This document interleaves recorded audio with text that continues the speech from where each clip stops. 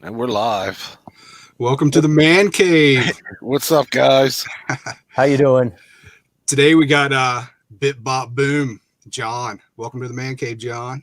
Thank you guys for having me, and I'm very honored that you asked me because I've been following you guys on the VC for many years. When I not many years, but when I before I started, and you two and a few others, only a handful, but were my inspiration to finally have the courage to get into the VC. And I learned a lot from both of you guys, and I still watch George. Unfortunately, you're not on anymore, Greeno. I'm back. I'm in the Man Cave now. Yeah, he's in my man. He's at our man cave. We have a pretty large man cave. Yeah.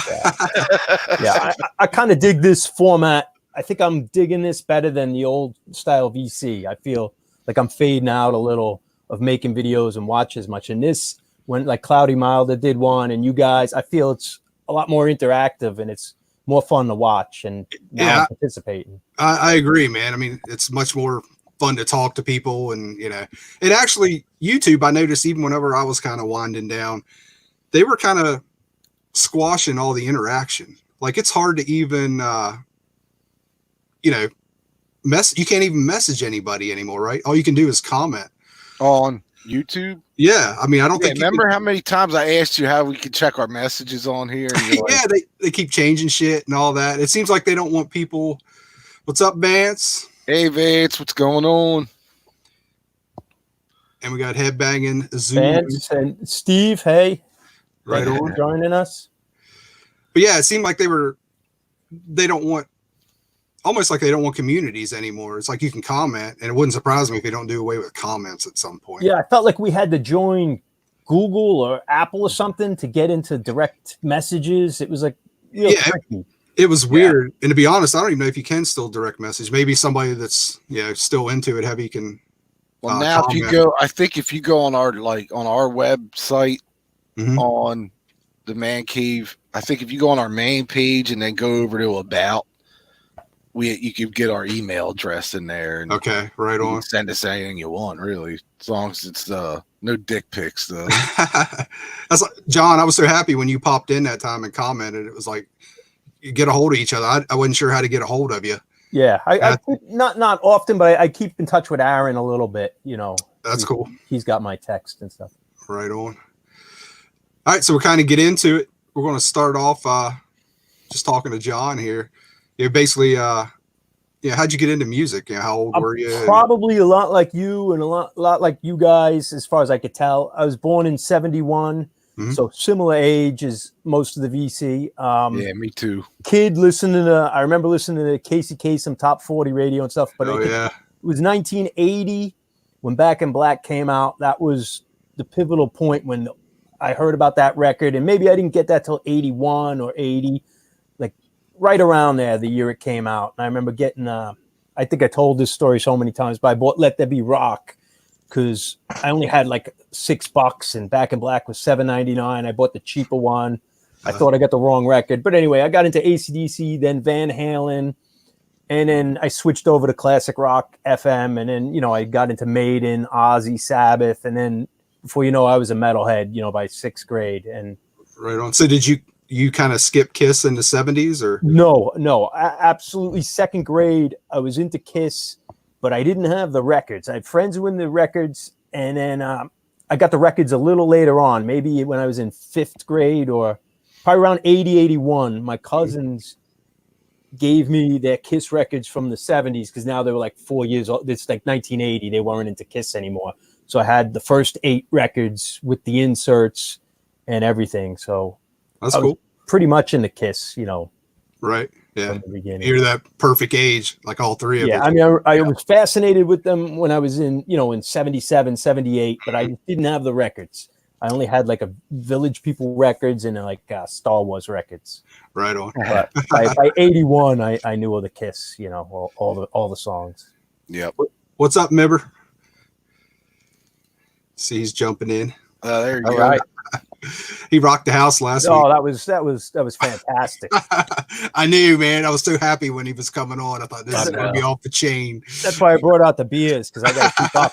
I'm telling you. So that's cool. So, but anyway, yeah. So I was into metal like all through the 80s. Got into hardcore a bit, dabbled. I was never full-fledged, but saw enough shows and bought enough records in the crossover era. Mm-hmm. And I also liked Aerosmith and the Stones. And then by the 90s, or by 89, I was kind of out of metal, faded out and got into like Mudhoney, the Stooges, and different things. And I always loved rockabilly since I was a kid, since like probably before the Stray Cats, but the Stray Cats first record I bought. And then so the 90s, I basically jumped into the rockabilly scene, played in rockabilly bands, lived the whole rockabilly lifestyle for almost 10 years. So I missed a good chunk of the 90s. In the late 90s, I got sentimental, started collecting heavy metal records, and then this is where I am now, you know. Right on, man. I mean, that's very similar to me because it was like late 80s. I kind of burnt out a little bit too. Everything was kind of sounding samey. You know what I mean? Yeah, the thrash was getting too fast, too heavy, and starting to get, like after Rain and Blood, I felt it peaked. Anything that tried to outdo Rain and Blood got to the ridiculous territory. Not everything. I'm not saying it was ridiculous, but it started being a little, I don't know, over the top, I guess. Yeah, watered down. Yeah, and I kind of did the same thing with the sub pop grungy stuff. Check that out, but I actually went into like alternative country a lot of the 90s. Yeah. You know what I mean? Instead of you went the rockabilly route, I kind of went the alt country thing. Yeah, I went kind of back in time, but then there was all these modern bands I discovered, especially overseas, and it was a whole world of, and that got me into like old time country music, Western swing, and obviously blues, which I always liked this stuff, you know, throughout my life, but like got more into the blues and all the 1950s stuff. And then you also get into the garage rock scene, surf, and then pretty much you have the whole genre of rock and roll like covered. That's crazy, dude, because honestly, it was just like the same for me. You know, like the 90s, it was like metal. It was pretty much dead, you know what I mean? And so it was like, well, let's dig back, man. I went through like a 70s punk phase, you know, the alt country thing, and just all, you know, the blues thing, but it was good, you know. It really opened me up and made the collection crazy because you know you want to check out so much stuff, and it still happens. Like I'm still doing it now a little bit with jazz and soul and that kind of stuff, you know. Yeah, so I'm not too much into jazz. I could appreciate it, but I think maybe when I'm in 60 or 70, I'll get into that. But I'm still very rooted into rock and roll, like because the early AC/DC and Elvis and that stuff, it still needs to be rock and roll for me. It gets too jammy or psychedelic. I can't take it. I want rock and roll. That's cool. You mentioned Elvis. I got something coming up a little bit later on. Cool. And it's crazy you mentioned Andy Cloudy Milder. Holy fuck. Did you see what did they do? Like a 4.5 hour stream the other day? It's like, my God. I did like 2.5 of it and then I bailed. Yeah, I've watched a little bit and I missed the first one, so I went back and watched a little bit of it. I haven't even got into the 4-hour one yet. Yeah, no, I didn't see that one yet. And I have like headphones and I'm like eating dinner and then I got to walk the dog and I'm still like this whole streaming thing's great, but everybody's just going nuts, man. It's like trying to keep up with everybody, and you know, everybody's fucking sitting at home now, you know. Like, yeah, it'll probably cut down, I guess, once we get back to work and everything. I guess we just found out today we're done until June 1st here. Really? So you got another month? Damn. Yeah, I'm in Massachusetts. We're probably the same boat. Yeah, our township and our county and east of us down towards the city is like the last week has been ridiculous as far as positive tests. Wow. But you know, it just could be more testing too, you know, that area. So Massachusetts is the same boat. We're getting more and more positives, but they're testing like crazy. I think per capita we're the number one for testing. Yeah, right. But either way, the more positives isn't a good thing, you know. Yeah, but you go out like a half hour, 45 minutes out west of here, and they have nothing out there. I mean, they have sporadic, but nothing like here. So yeah, I think just my town, like 28 died, like just a day. I don't know, that was 1 day or 2 days worth. But there's a couple like VA hospitals, I think, that count. And, you know. Yeah. Once it gets in there, forget it. You know, there's poor people are just that's the worst when it gets into nursing home. Yeah. All right, so basically, like, what was your main band growing up? Well, it started AC/DC and Van Halen. I was a Van Halen fanatic younger. And then it went to Maiden pretty quickly once I got like Peace of Mind might have been the first one I bought by them. I was then a Maiden fanatic. And then Metallica was my other favorite band when I discovered Metallica. Is Maiden what got you going back, you know, checking out the new wave of British heavy metal and all that stuff? No. Or was that later on? I knew about it because I knew like Grim Reaper and Diamond Head from being a kid. I didn't own I owned the Grim Reaper records, and I knew enough about new wave of British heavy metal from the 80s. But like Satan and but Maiden I would still see even when I was out of heavy metal. I would still go see Maiden in the 90s. I would still always see Motorhead in the 90s. But I think, you know what got me back into heavy metal? I was in Chicago with my wife, and we were doing, she wasn't my wife then, but we were doing a rockabilly thing when we were going to see bands. And I went into a record store in Chicago, and I'm flipping through the dollar bins out in the front of the store.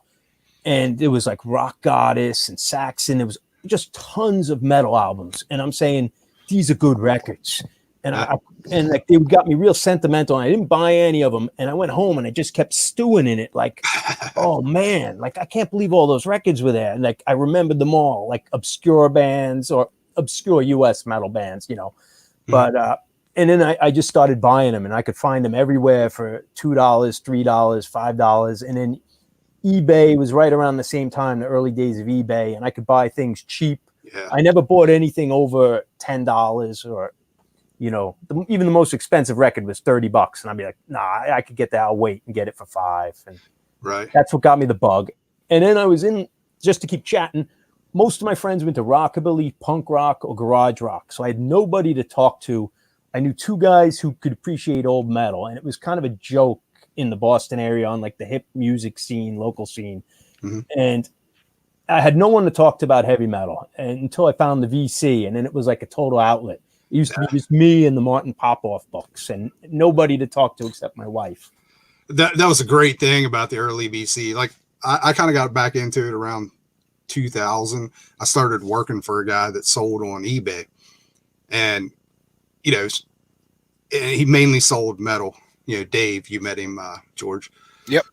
And it kind of got me back into it. And I was like, you know what, man, this stuff's like disappearing. At first I was buying CDs. It's like, you know, it's hard to find this stuff anymore. And then I started buying the vinyl, and then, you know, like find the VC, and it just exploded, man. It was like, and it's a great time right now because all these little, especially, you know, European labels are reissuing the most obscure stuff that cost way too much to buy an original of.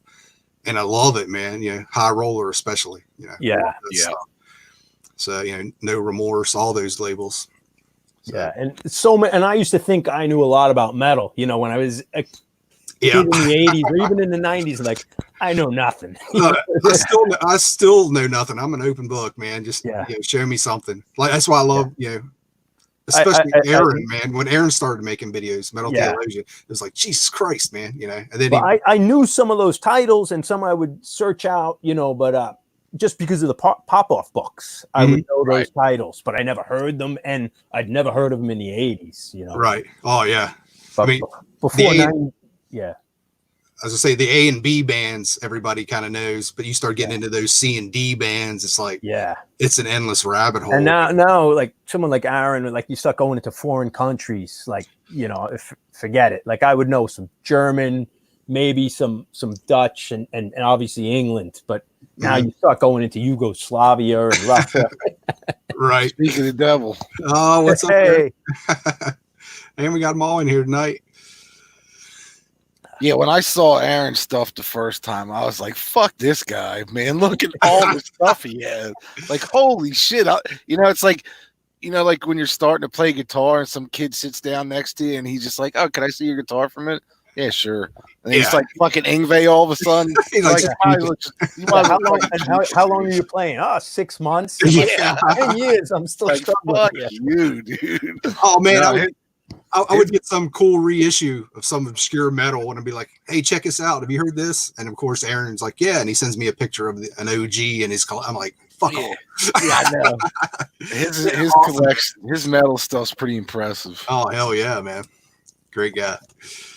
And you also play, right? You've played in rockabilly bands. Yeah, I played in bands through my life. I'm not a very good musician, but I was in bands and we did our thing. But that's cool. Ever record anything? I'm sure. Yeah, I had records out and stuff. But, that's cool. Yeah, I was pretty. In the rockabilly scene's a very, very tiny pond, so it's easy to be a big fish in that. But you're completely unknown in the outside of that scene. Yeah, that's cool, though, man. Shit, have you ever shown like some of the records you? No, I try to. I mean, now I'm live here, but I try to keep my band and my personal life. Like I always tried to keep my VC personality separate. I don't know why, but yeah, I don't know. Yeah, I mean, I played in metal bands growing up, and then was in a punk band in the mid '90s, and we recorded like a home thing. It wasn't anything big, just cassette thing. Yeah, but. I never did anything, nothing that sold thousands of copies or anything. Yeah, it's cool just to have something you're on, man. Yeah, and the stuff to sell in the van when you're touring or whatever, Yeah, that's great, man. Right on. So, any questions, George? Anything from you? No, I'm just from the chat. He's hanging out. But I just want to say, George, I really enjoy your channel, and I really like the whole updates you give for years on running a record store, because especially when it came to record store day and like the whole thing that goes through with the catalogs, how many you have to order, and when they change rules. And that's one of the most interesting things on the whole VC I found, is because I never hear it from the record store perspective. And just been following you for years on the record store day updates. It's always different. And I find that fascinating. Thanks. It's always a challenge to try to figure out what our clientele would want, because we don't order everything. We just can't. We can't do it. So, the last 3 years we've been doing it, I think we've been nailing it pretty good. Like, we have nothing left at the end of the day. So, and everybody seems happy, you know what I mean? Like, that comes in. But like I did a small video a couple days ago. I have no idea what. Yeah, I watched that one. Yeah. What this is going to entail for the summer and fall, as far as the three. I love it. The more I think about it, it just brings people into our shop 4 times now instead of twice a year. You know what I mean? Those 4 Saturdays, people are going to be coming in for titles. So I kind of like the idea of them doing the last 4 months of the year, the last 4 Saturdays of each month, I should say, for the rest of the year. For that time period, because October, November is always reissue city anyway when it comes to shit coming out. So why not save all that killer reissue stuff for those drop days? I don't know what they're gonna do. It's gonna be, I don't know if we're gonna have to reorder everything or if we're gonna have to. Who knows, man? It's crazy. Yeah, I don't know. Well, good luck to you. But it's just very interesting hearing this, because I would never hear this anywhere else. I just go to a record store, see what they have, and you don't really know the story behind it all, the rules and everything. But I like that a lot. Thanks, man. It's a challenge, but will they still ship new releases? Is anything really coming out right now? I just checked. It's funny you said that, because I haven't checked our distributor in a couple weeks now. There's no point. So I checked yesterday, and I looked at upcoming releases for the next couple months, and they're usually they average about 700-800 releases a week. And for the next, I think 8 weeks, the releases are like 300, 200, 400 maybe after Memorial Day or something like that, around that time. But nobody's putting shit out right now. So it's crazy. You know me, I do the comic thing too a little bit. And it's very similar cultures, with the record store and the comic shop. But man, the comic shops are just devastated because there's only one distributor for comics, and that's Diamond. Yeah. They just announced, we're not shipping, done, until all this shit kind of clears up. So that effectively just cut every store off. Nothing new. It cut off Marvel, DC, Image, all those companies. Couldn't even print anything. Can't ship anything. So it's like, wow. it completely shut down that industry. But Diamond's saying they're going to start back up, a little bit in May, and then try and get back up, really going full bore in June.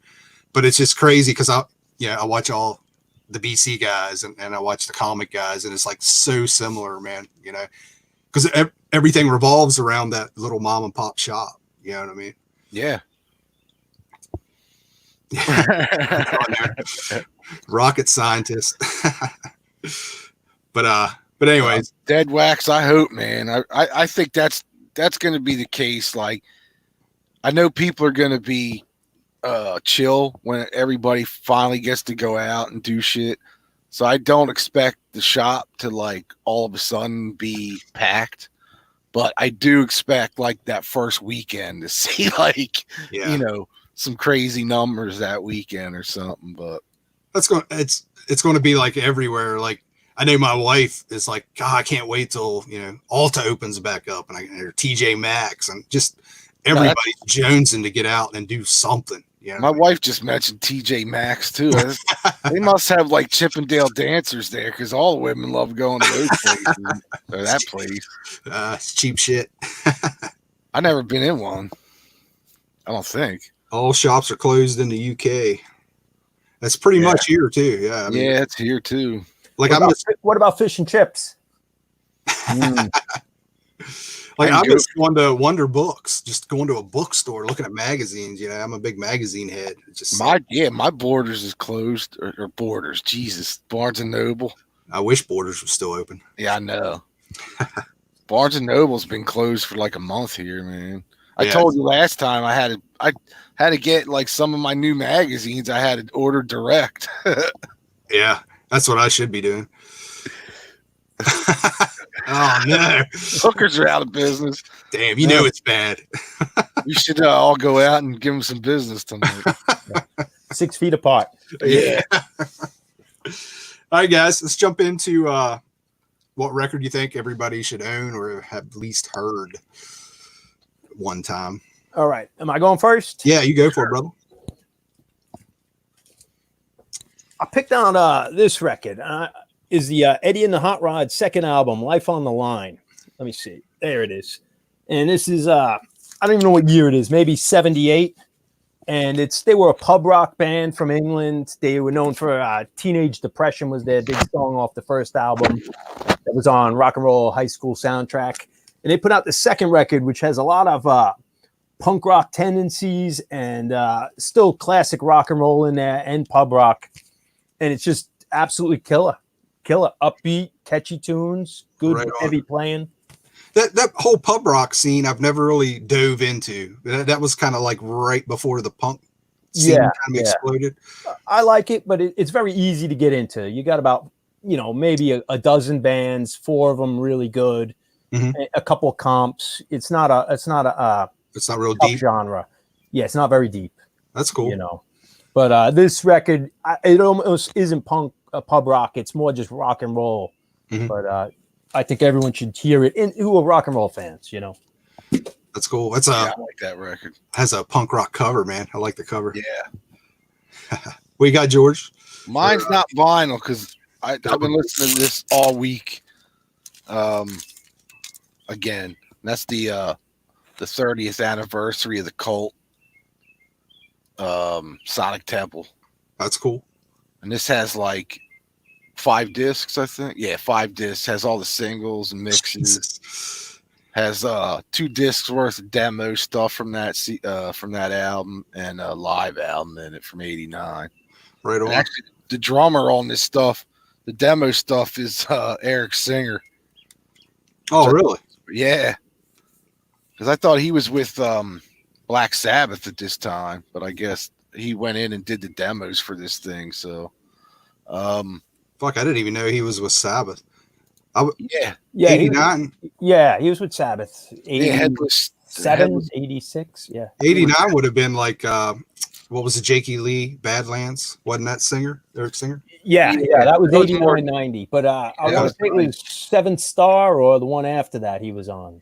Yeah, he was on 7 Star, and I think he was on TYR. No, that might have been too late. Was it Headless Cross? Was that one after? Yeah, Headless Cross. I think he was on that too. Yeah, I saw that tour, the 7 Star one, and I want to say it was Dan Spitz from Anthrax brother was on bass. Maybe is that sound right? Yeah, I know. It was Ray Gillen also singing. Oh yeah. So maybe that's how he met Eric Singer to form Badlands. Because they put they put that album out as a deluxe edition thing a couple years back with the Ray Gillen vocals on it instead of who ended up singing on that record? Glenn Hughes, maybe? Was it Glenn Hughes? That sounds like Jeff Nichols, I think. Who was what was the Martin dude? What was his name? Damn. That whole era is it was Tony Martin. Tony Martin and Jeff Nichols. Yeah, Tony Martin. That's right. Yeah. It might have been Martin. Yeah. That didn't. Go ahead. I saw them. It was Ray Gillen on that tour, like right after that record came out. So, but was it Tony Martin? That's right. It's bringing back memories. Actually, I have the tour shirt. I have it hanging on the wall. Yeah, because that's the double disc has the first album is the Tony Martin version, and the second disc is the Ray Gillen version, I think. Wow. But Eric Singer originally was King Diamond, right? No, that was Mickey D, wasn't it? Yeah, you're right. You're absolutely right. Who? Oh, Eric Singer was in another band. I can't remember. Yeah, it's some obscure kind of metal. Yeah, it's something I don't have, but I can't think now. I just know he surfaced in like Sabbath and did the Cult stuff. He didn't do the Cult album. The Sonic Temple album itself, I don't think he did, but he did all the demo stuff. And then that era Cult. Badlands. Yeah. Those 3 Cult records are unbelievable. Yeah, Electric's love Electric, and I got to go back and see if they did like a 30th anniversary for the Electric record. I don't remember them doing a CD box like this anyway. With all do you know, George? Do you know about the Electric? Was like there should be a different version before Rick Rubin produced it. Yeah, they recorded it in Manor Studios. There's an EP out called the Manor Sessions. That's like 5 or 6 songs from the Electric album, but it's done more in the style of the Love. Right. Yeah. Now, how does that compare to? I've never heard of it. Yeah. How does that compare to the regular release? Like that album is perfect. To me, it's just it's more a little more. It's just almost like listening to a remix of it. I think it's a little more fuller, but I mean, I like both versions of some of that stuff. I remember seeing seeing them during the Love era and all that, and they were more psychedelic and all. When Electric come out, it was like, wow, man, it was so stripped down and kind of raw and perfect rock, man. It's a little dated when I listen to it again, because now every time I put on those Rick Rubin records, all I do is hear the Beastie Boys' License to Ill. Yeah, it's the same sound. And I think that the Danzig first record also reminds me of that. That's not as bad, but when I put the Cult on, I swear it sounds like No Sleep to Brooklyn. Like, it's a great album there, man. It's like, wonderful album. Yeah. So I guess I'm up, right? Yep, you're up. Like I said earlier, in the 90s, I went through an alt country thing, and this is like one of my all-time favorite alt country albums, which is Wilco AM. I don't know if you guys ever heard this. Wilco kind of formed out of Jesus. Can't think of the band now. Uncle Tupelo. Uncle Tupelo, that's it. Yeah. So this was reissued, I don't know, about 10, 12 years ago. And I actually found this down where Zeke's at, down in his record shop. It's the only record I bought while I was in there. I was happy to find it on vinyl. But if you've never checked them out, it's like, they say alt country, but it's just like cool kind of Midwestern country tinged rock, like really good guitar players, and they all like the old vintage gear and all that really cool stuff, man. Yeah, I remember being in the rockabilly scene. I wasn't into that at all, but there was definitely a parallel to like the modern rockabilly on the more countryside and in the alt country. Like sometimes the bands would cross over. Yeah, absolutely. You'd have to read the same magazines to get updates on the bands. Yeah. Like the big mag for alt country was No Depression. I don't know if you remember. Yeah, I remember that. Yep. Yeah, I used to find all kind of cool bands out of there, man. But that all kind of faded. Like Wilco's still around, but they're a totally different band. They only had like maybe 3 all country kind of deals. And then they went to like, I don't even know what the hell they are. They're like really kind of strange now. Bit of a douche. Yeah, I heard that too. Ian from the Cult. The Cult, or were we Ian still? Asper, yeah. Yeah. Or are we still talking about? Yep. Uncle Tupelo split into Sunvolt and Wilco. Oh yeah, Sunvolt. That's right. Yeah, they were a cool band too, but I always, for some reason, liked Wilco better. Like Jeff Tweedy, the singer, guitar player, and then the bass player, they made Wilco, and then I can't remember the dude from Sunvolt. Or yeah, he went on to be the guy that started Sunvolt from Uncle Tupelo. It was just an interesting era, and like I say, that album is it's almost the best of to me. I like it so much. Like every track on there is awesome. All right, man. So let's move on. I guess we're up to Boots. All right, I pulled a bunch of bootlegs, and I'm not a bootleg guy. Mm-hmm. I understand and appreciate bootlegs, especially if you're like what's up, Gary? A Zeppelin fan that only has 10 records, and you want to hear more of it, you know. So I definitely get the groove on bootlegs, but I'm just not a boot guy. But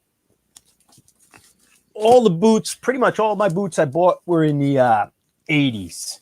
But I have one. This is an early boot. This would be Liver Than You'll Ever Be, which is maybe one of the first live bootlegs ever, which is the Rolling Stones 69 Oakland. And this is an old copy, not an original pressing, but definitely early 70s. It's got like spray paint on it, and it's pretty cool. It's basically like the Gimme Shelter or Altamont and the Get Your Ya-Ya's Out kind of live album, although this came out first. Right on. How does that one sound? It sounds good. It sounds good. I mean, not as good as Get Your Ya-Ya's Out, but at the time, this was considered high quality. It actually got a review in Rolling Stone magazine because they weren't shunning bootlegs back then. Yeah. They used to sell them in the back. In the advertisements, like the small print ads, they used to sell tons of boots back there. And I'll just show one more. And then this is my favorite bootleg is this Van Halen one. It's the Us Festival, but it's only got I think 3 songs. But the thing is, it's got the David Lee Roth interview with the radio station. It's a broadcast, awesome. And he's so coked out of his mind, and I get heart palpitations just listening to it. But he's going a mile a minute, and he's so goddamn funny. And then you get the audience like, Van Halen's coming, here they come, they're coming down, and the build up for them to come out to do like I think Running with the Devil or whatever the opening song is, and it's absolutely fantastic. And just it's criminally insane that Van Halen did not have a live album out of all the bands in the world. 1980 or right around when Diver Down came out, or post Women and Children, there should have been a live album that would have been multi-platinum and captured them in their heyday. I agree. We have nothing. You know what? I don't think they put a live album out because Dave was not the best live singer. However, Dave was the most ultimate entertainer, front man. You know what I mean? Yeah. And actually, they put that one. What was that box set? I love that. Thing. That's one of my favorite things. There's one from Japan. Yeah. I put that off. I was like, that's going to be a fucking train wreck, man. I ain't paying $80 for that. And then all of a sudden, Amazon had it for like $15. Yeah, that's when I got it. Really? Yeah. And so I ordered 2 of them. You know what I mean? I can't tell you how many times I listen to that box set, and I'll put it on, and I feel like I'm at the show. And David's not good at all. He's messing up, but he's also doing like karate chops and jumps and swinging the sword around. Yeah. So but I feel like I'm at a Van Halen show, and the set list is great. And I love that thing. I just wish it was 20 years, 30 years earlier. But I agree. And dude, when I got it, I was like, okay, you know, I'm kind of getting it for the collection because it's cheap. It had probably sat here for 6 months before I spun it. And I thought, well, I better spin it and I'm going to put it away.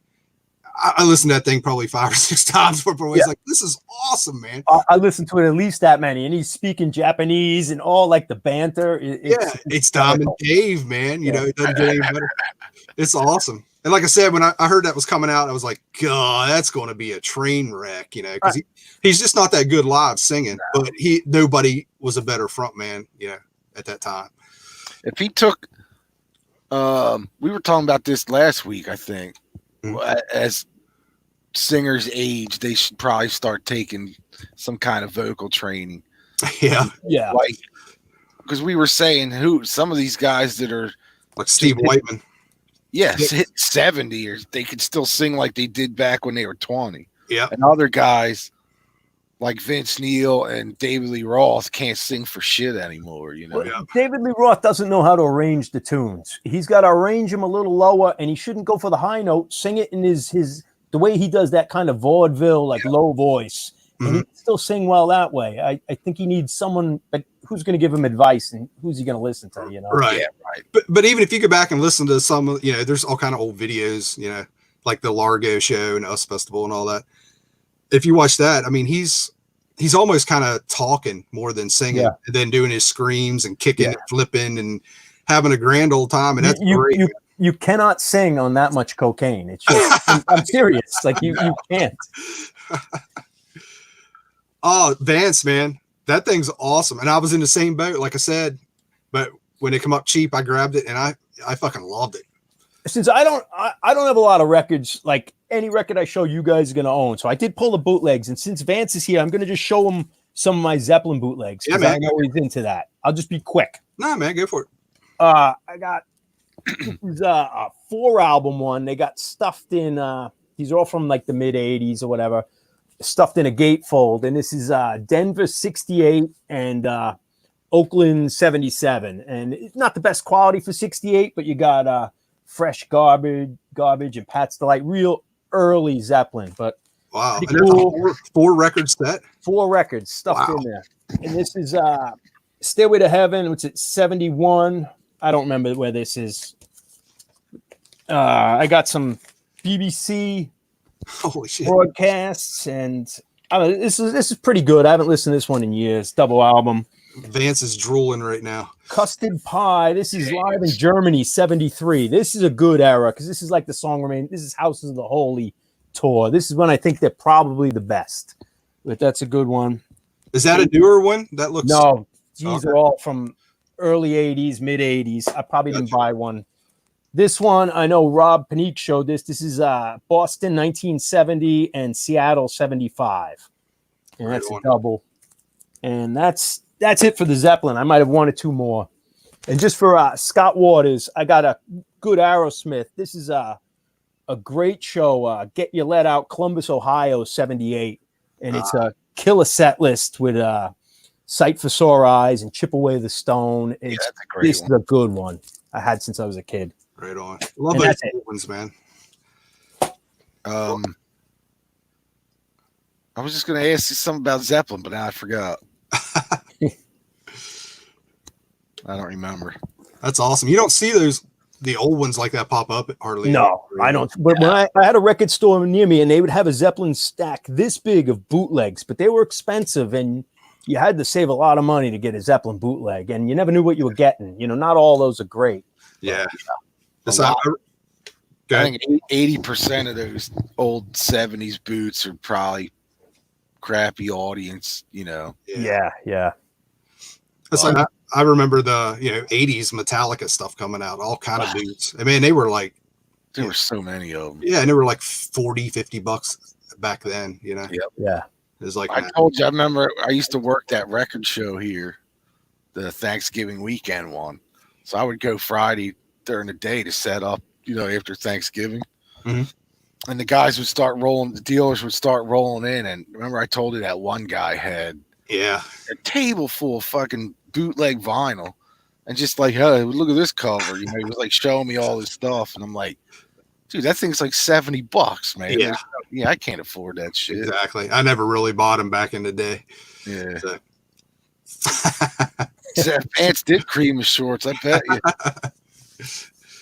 The right now is a cool time to get them. I mean, you can get them for, $20, $25. I'll pick them up here and there. I would just as soon get them on CD. Like, I don't know. I don't know if I feel I need to have vinyl for my bootlegs, but because it's just not a legit thing anyway. Yeah, it's hard to say. I could go on YouTube and there's a lot of great shows. I'll put the headphones on and go to sleep, listen to like a live audio show of like Aerosmith or something, and right. I don't know. Yeah, be honest though, I don't see much coming out on disc right now. Do you, George? I mean, everything. You can't stand up right now. Coming out on disc? Yeah, these bootlegs. Are you seeing them on disc? They're still popping up here and there. I mean, I don't know now with this whole thing going on, but my the one catalog I would get at work every month, I would see them in there, like those legit ones, legit bootlegs. Yeah. Van's having a hell of a time. Yeah, he is. Jesus. All right, what you got, George? Well, you turned me on to that the Dictators, 2 weeks ago now? Yeah. Did you grab it? Yeah, I got it. Right on. It's pretty good, I thought. What is that? Let's see. It's a live from CBGB's from May 11th, 77. Oh, I need that. Hey, I'll send you a link. John. We'll get you the link. These are all from the same place too. So I got that one. But I picked up. I thought about that one. Yeah, this is pretty good, dude. You spun it. Sounds good. Yeah, it sounds good. What year is that? What is that? 89. This is right before he died. Right before he died, 89. Jeff Beck tour, maybe. Yeah. Right on. They actually have. Yeah, he died in 90, right? So 90. Yeah. Yeah. This is November 89, Denver. But it's a good show. And then while I was there, because I went to get the Dictators one, so I'll just show these real quick. And they had gotten these in the Johnny Winter. I saw that too. And it's live from 78. That Judas Priest one. Yeah, I grabbed that. Was pretty good. Yeah, I haven't listened early, man. 80. And that Sabbath one. Sweet. I just grabbed it just to, add to the collection. What is the Sabbath? This is the Ontario show that KLOS FM broadcasted. I think they did a reissue of or a remaster of last year. What year is that? I don't know. Like whatever. 74, I think. Oh, cool. Yeah, April 6th, 74. Right on. God, there's so much of this stuff coming out. It's awesome. Well, we'll send you. We'll give you the link to to get that stuff too if you're interested, and they're cheap. Yeah, man. Cool. Well, I only pulled one, and this is I think this is the first one. It is the first one they put out on this label, Metal Mania Records. This is the first one I grabbed from. Is that Queensryche? You got this one, right, George? No, because I fucking hate Queensryche anymore. Oh, this is early, dude. I know. I can get one for pretty cheap. It's worth getting. It sounds really good. I mean, all right. I dig the 80s Queensryche. That's kind of it. Yeah, is that like, what is that? I know the logo has the first two albums. Like it resembles that. What is that from? What era is that from? Hopefully you can see everything here. Oh, that's real early. Yeah, man. Oh shit, that's that's the stuff I like. That's the only Queensryche I like right there. Oh, that's 84, man. Like the EP and the first three albums, that's my era. So yeah, I might have to check it. Yeah, it's definitely worth grabbing, man. And like I said, it's the first one. Yeah, number one. Yeah, they're up to 9 now. So Aaron, you can't hate the first EP, man. What's that? Aaron says he hates Queensryche. Not the first EP, man. That is killer. The first EP and the Warning. Yeah, the Warning is very good too. Warning's good, and I even liked some of Rage for Order too. Yeah, but I can understand Aaron hating Rage for Order, but not the first EP. Yeah, Rage for Order took me a while. But I remember seeing that Gonna Get Close to You song on Headbangers Ball, and every time it would come on, I would want to smash the fucking TV. Do you guys remember they put out a video? It was them in Tokyo. It was right around the time of the Warning. Have you ever seen that? Man, I wish they would put that back then. Yeah, I wish they'd put it out on DVD now, man. That's actually what really put me over the top with them, because that was an awesome live show. And there was a show, if you remember back then too, with Grim Reaper. Oh fuck, man! Was it Lizzie Borden, Grim Reaper, and somebody else that MTV showed one night? The metal, something. It was Grim Reaper, Armored Saint. Yes. And I don't know why. Armored Saint. I got that. I still had it on VHS. I put it on the DVD. I never had cable, so I never saw any of that. But. I just happened to catch. Was it Halloween? Yeah, that's it. Okay. I happened to catch Grim Reaper the night it was on, and I was like, "What the fuck?" You know, like, because I had just gotten into Grim Reaper big time, so I'm like, of all bands, like I pop on MTV, which I never watched at night, and fucking Grim Reaper's live. Yeah. I'm like, fucking MTV ain't that bad. Grim Reaper's. Was it? Yeah, they're one of my favorite bands, Grim Reaper, because I got into them young, like '84. God, I wish that Nick Balkett. I wish he would come out of retirement and do one final Grim Reaper record with the singer. Man. Yeah, Steve Grimmett. What is his name? Yeah, that Grimmett. Nick Balkett he could shred, dude. That guy was such a good guitar player. He did all those.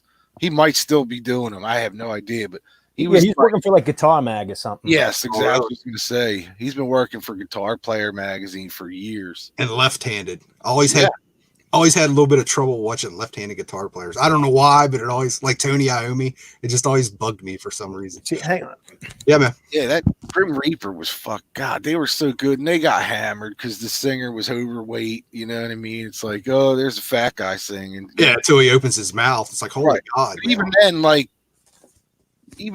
some of the guys that didn't like him didn't like Grim Reaper. It had nothing to do with the music. It just had to do with the singer. Yeah. I'll cover my address. Let me see. This is the free giveaway before the album came out. Oh, right. From October 9th, 84. They mailed this to me from RCA Records. Is that the Flexi or whatever? Yeah, it was the Flexi deal. Yeah. And I was a kid. Yeah, I remember that. And you had to fill out for the contest, you know, and right on, man. All this crap, but it was like I was heavy metal for being 13 or whatever. You know, I thought it was awesome. That was underground metal for me. Yeah, well, that's why I got into it, because you and I are the same age. I was born in 71 as well. So yeah, I think it was the adverts in like Hit Parade or something. That's why I bought, like, remember Hulk with yeah. Cool Marks. Yep. Yeah, I have that record. He did all the guitar lessons. Yeah. I remember the guitar lessons. Yeah. That first Grim Reaper, what comes to mind to me was I remember being on vacation at Ocean City, Maryland with my parents as a kid, sitting on the beach with my Walkman at night, listening to that first Grim Reaper just over and over, man. It's I always remember that, you know, how you have little things about certain albums. Yep. Yeah, they were awesome. But I'm pretty sure you can find those shows from MTV on YouTube now. Yeah, I know. I'm old, though. I never even thought about looking for them on there. But you mentioned Rat. Do you guys remember the Rat? Yeah, there was another Rat thing. There was like a Rat. It was all our concert thing. Yeah, it was all. What was one of the late night concert shows? Like Don Kirshner or something like that. And that was like right when the first album full length was coming out, and that concert is awesome, man. That should be put out on disc too. I know none of these. I don't know why they don't do it. I guess I think I saw a Y&T on Don Kirshner's rock concert or something like around '83. That's cool. One of those late night. You know, I didn't know who they were, but I thought they were great at the time. You know, it was so great back then when you had those shows, and you know what I mean, like like the MTV was it Saturday Night Concerts or whatever. I don't remember. Oh man, the Hagar concert, the Judas Priest concert. They did the Peace of Mind tour or the Power Slave tour. No, probably I don't know, but it was something. But I didn't have cable, and I had my like aunt and uncle because they had cable and a VCR. Like taped this bad copy of the Maiden live from MTV. Cool. Oh, that was the Power Slave tour. Live After Death. Yeah, but I think I felt like it was earlier. I felt like they did like a they did a home video around Peace of Mind, I think. Yeah, it had to be early because I would have been a kid. Like I would. They were called like video EPs or something like that. Yeah. Remember? I think they've taken all that stuff. They're on those. Yeah, the history collections. Yeah, those are worth picking up. There's some. They stopped, right? Stuff. They only did the first one, I thought. That's all really. Oh yeah. Didn't they do a couple? Because I think they went all the way up into Live After Death, right? They put that out. I thought that was all part of the first one, but maybe it was. I can't remember. I don't remember either. They put shit out all the time, man. So it's man, these guys are on such a cycle now. It's like album, tour, live album. Yep. Album, tour, live album. It's like, okay, guys. But so I guess we're done. Hell yeah. Didn't he lose a leg? Yeah. Yeah.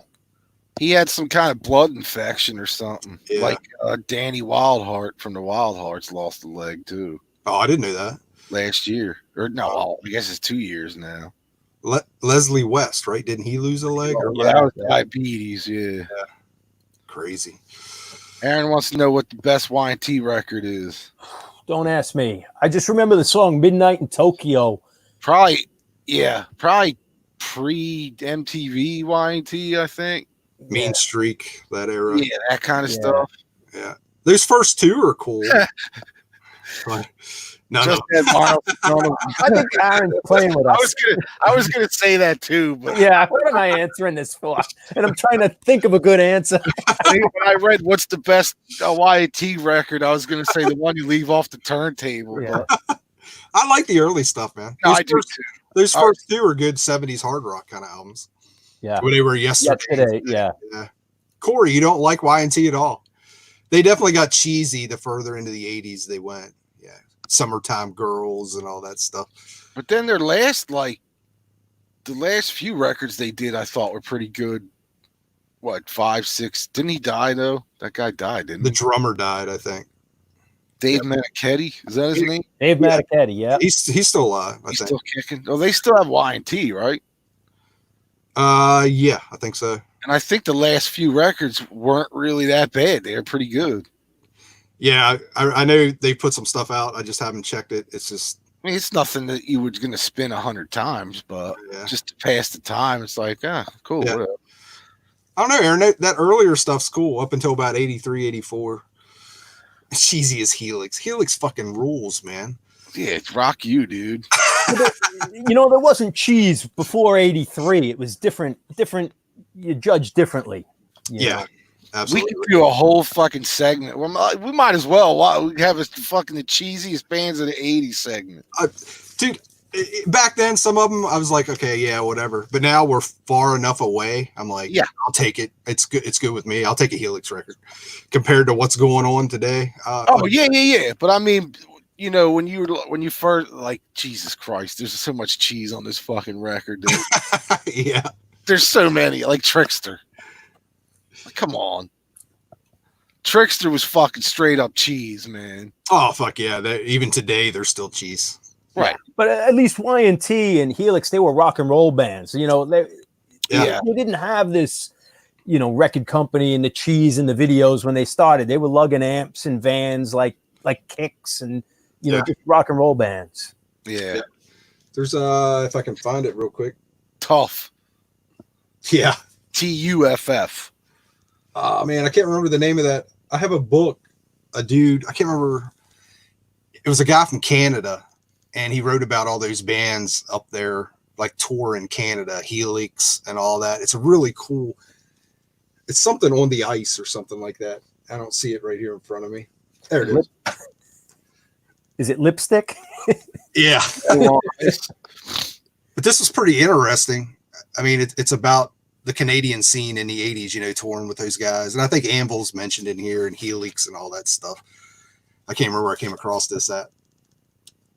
It's Sean Kelly. He was in Crash Kelly. Oh, yes. Yeah, it's a cool book. I like to read about any of those kind of scenes, you know what I mean? Yeah, I used to work with Sean at Paris. Oh, really? Yeah, like I think I had them on a couple compilations. You got to highlight Vance's last. Don't treat Trickster bad. That was the song, wasn't it? That was Firehouse, wasn't it? That's right. That's all the same shit. It sounds like the name of their album. Huh? Trickster was Give It To Me Good or something. That's it. That's not cheesy at all. Give It To Me Good? Yeah. Especially when a chick says it to you. I don't want some dudes singing it to me. Lita Ford sang it to me. Hey, forget it. Oh, dude, I was speaking of Lita Ford last night. We get I just noticed we have MTV Classic on cable. Fuck if I know, but all they do is show videos, and they do them. Really? Yeah, wow, that's novel. Yeah, that's what I. So the wife's on her phone dicking around, and I'm scanning through the guide, and it says Metal Mania, and I'm like, okay, what do they got up for metal? And it was total 80s. Like I turned it on, and it's Dio, and they're showing Lita Ford and Helix and all that stuff. I sat there and watched it for like an hour and a half, and they did like 5 hours of it every Friday night. So now it's like, I'll be checking some of these out. Just nothing else having in the background. Did you guys see the ZZ Top movie, the documentary on Netflix? Oh, here we go. We had to bring it up. Oh, we can't bring it up. Remember the part where they discovered MTV and Frank Beard's like loaded on drugs watching the TV, and he's like, "Oh, this is a great music special. Let me call Dusty." And they're watching it. Wow, this is a great music special. Let's call Billy. Oh, and they're up there, and he's like, "How long is this on for? When does it end?" I'm gonna get to bed. It's 6 a.m. I bet those guys at that time were a blast, man. Maybe. I must be the only one with like that doesn't have MTV Classics. Well, you know what? I don't watch a lot of TV either. So, dude, I didn't know we had it. I was scanning through. I'm like, what the hell is MTV Classics? You know. And then I noticed on Friday nights they do the metal thing. Damn, I gotta check that out. Hell yeah. All right, cool. Let's keep going. And so basically tonight we're just pulling some stuff, you know, new stuff we got in, stuff we've been listening to, basically just see what rabbit hole we end up down. Cool. So if you want to go, John. I don't know what I pulled. I got stacks of records yet. What I've been really getting into lately, which is coincident you showed the bootleg, but I've been rediscovering Johnny Winter and ZZ Top again because of that documentary, and just more of a, like, I like 1950s blues and old blues, Delta blues, and now I'm getting more into the 70s and 70s and 80s blues. Mm-hmm. What I've been listening to lately, I have a lot of Muddy Waters, and Muddy Waters is obviously one of my favorites, but I never listened to, and maybe I didn't pull it. I thought, oh, here it is. I started listening to his like 60s and 70s, and I was listening to Fathers and Sons, and there's another one After the Flood, and I didn't like fuzz guitars and the 60s sound on it, but now I'm digging it. And digging this Johnny Winter record because it's still got a little 60s psych in there, First Winter, and of course Alive and Well. Like, I had this record for many years, but I never actually listened to it. Like, so I've been digging that stuff lately. That's cool. Right on, man. So it's cool to go through moods or whatever. Like you say, you're into like the bluesy kind of thing going on right now. And it's good to have a record collection where, like, if someone says something or I see a reference, I could go and grab it. You know what I mean? Instead of like, I got to find this Johnny Winter. I have not a lot, but I have about 5 Johnny Winter records I just bought over the years, and now I have them. Like, I watched a documentary on them, and it's good to revisit. Now I'm digging it. You go on YouTube, see the footage, and I'm the same way. I don't know if you guys do this, but read magazines all the time, music mags, and I'll be reading through something, and I can't remember who it was on not long ago. It might even been Boston, and I ended up reading like an article about Boston. I'm like, well, shit. I went over and pulled out a Boston album. I wouldn't have pulled a Boston album to listen to at any other point, but I love just reading these magazines about old bands, and it spurs me to pull something out. I inevitably pull out whoever I'm reading about if I have something on them. You keep all your music mags? What's that? Do you keep all your music mags? Yes. Yeah, me too. I see Zeke. I have that Howlin' Wolf, but that's one I need to revisit because I only know all the 50. I have all the Howlin' Wolf's recordings. I think everything besides one Cadence record because there's CD boxes, and then I have a lot of records. But I need to revisit the London sessions because I always blow that off because that's 60s. I don't want to hear, the modern version of Howlin' Wolf, but I got to listen to it again. But now with blues, are you more acoustic Delta kind of stuff, or are you digging I go like this: 1960 and back. I don't care for anything past 60. Now I'm changing, but that was my motto. Same with country. I don't like anything past. I'll go with Buck Owens a little bit, but it needs to be 50s country, honky tonk, hillbilly. Gotcha. And it is a distinct cutoff. The studios changed. The way they played lead guitar started changing. And it's really around that early 60s. The amps sounded different, and the recordings, the studios sound different. Is something about it. But I'm much more open-minded now. But right. Now, I kind of dig more of the electric stuff. And you're a little bit of both, right, George? I mean, you do the Delta stuff. I'm more electric, but I do love both. But there's plenty of electric in the 50s, though. Yeah, there is. But I'm more electric than acoustic. Yeah, for sure. Now, have you ever checked out any of the alligator stuff, like Hound Dog Taylor and all that, dude? Oh, I love Hound Dog Taylor. Yeah. Oh, yeah. And like some of the Fat Possum's a huge catalog now, but like the Fat Possum stuff is good. Especially the early releases. I dig those guys. Yeah. That's when they started breaking out the old guys that you never heard of. Yeah. T. Model Ford and Robert Cage. I just picked that up not too long ago. Yeah, I saw a lot of those guys when they were doing the early package tours. And then like each tour, someone else would die and they'd find a new guy. Yeah. And it was R.L. Burnside for a while. R.L. Burnside. Elmo Williams. Yeah. That R.L. Burnside shit, I love that stuff, man. The later stuff. Love that blue stuff, man. It's almost like metal, though. It can be so hard to find. It is. It's tough, man. A lot of cool reissues, but man, to find like a cool old blues out in good shape. Yeah. You got to go with CDs and comps. A lot of guys only put out singles, and to find original records, and most of the format was singles, and then they might put out an album compiling singles and then like outtakes, so it wasn't really an LP genre until the 60s. So it's easy just to get like a 2 CD set of someone, and especially Delta blues guys, you're not finding 78s from 1934. Garner said Paul Wine Jones. I don't think I've heard of him. Well, Zeke said he met Johnny Winter fantastic before he died, and Aaron said after meeting Zeke, Johnny was ready to die in like 1972. It's fucking getting heat. What do you got, George? I picked up a CD this week. Yeah, well, I ordered it last week, but I picked up this week because I had no idea it was out, and it's the second release from the Nightmen.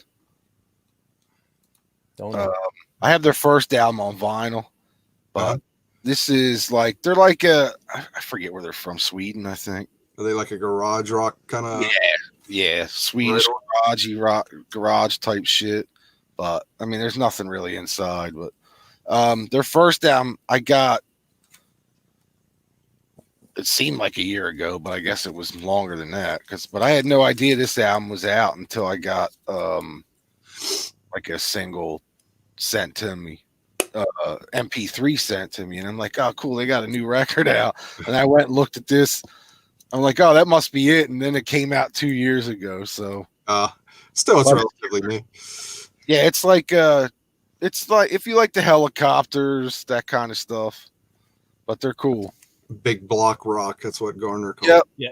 Aaron saying, blues 45 is impossible. Pretty much impossible.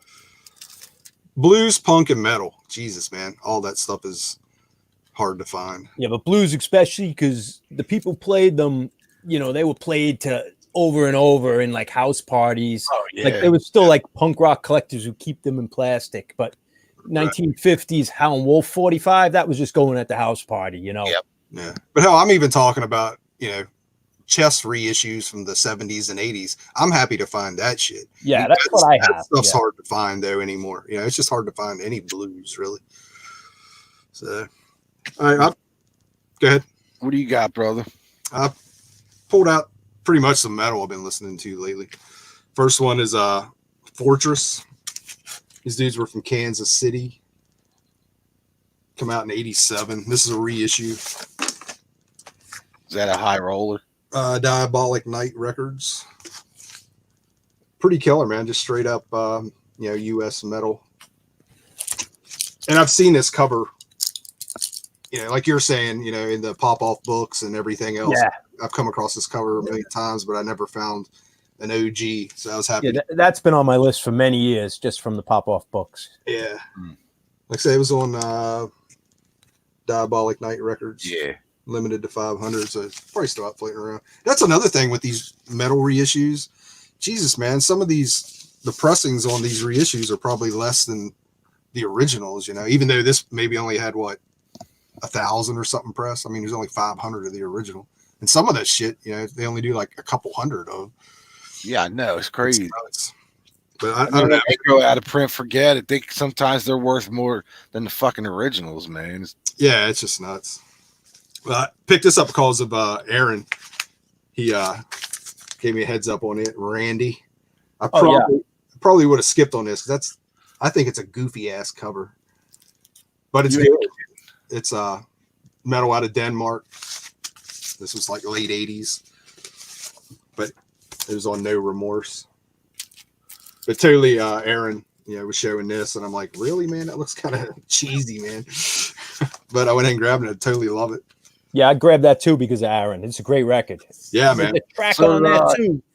Yeah, there's the track on there that's totally Johnny Winters influenced. Maybe the first track on side 2 or something. Yeah, he's almost doing like rock and roll hoochie coo riff, and the way he's singing it, it's almost like a blues rock metal. I know he was listening to Johnny Winter on that. The Razor's Edge, maybe. I can't remember. It might be the first song on side 2, but I could be wrong. Yeah, I'll have to go back and it's definitely, you could hear it.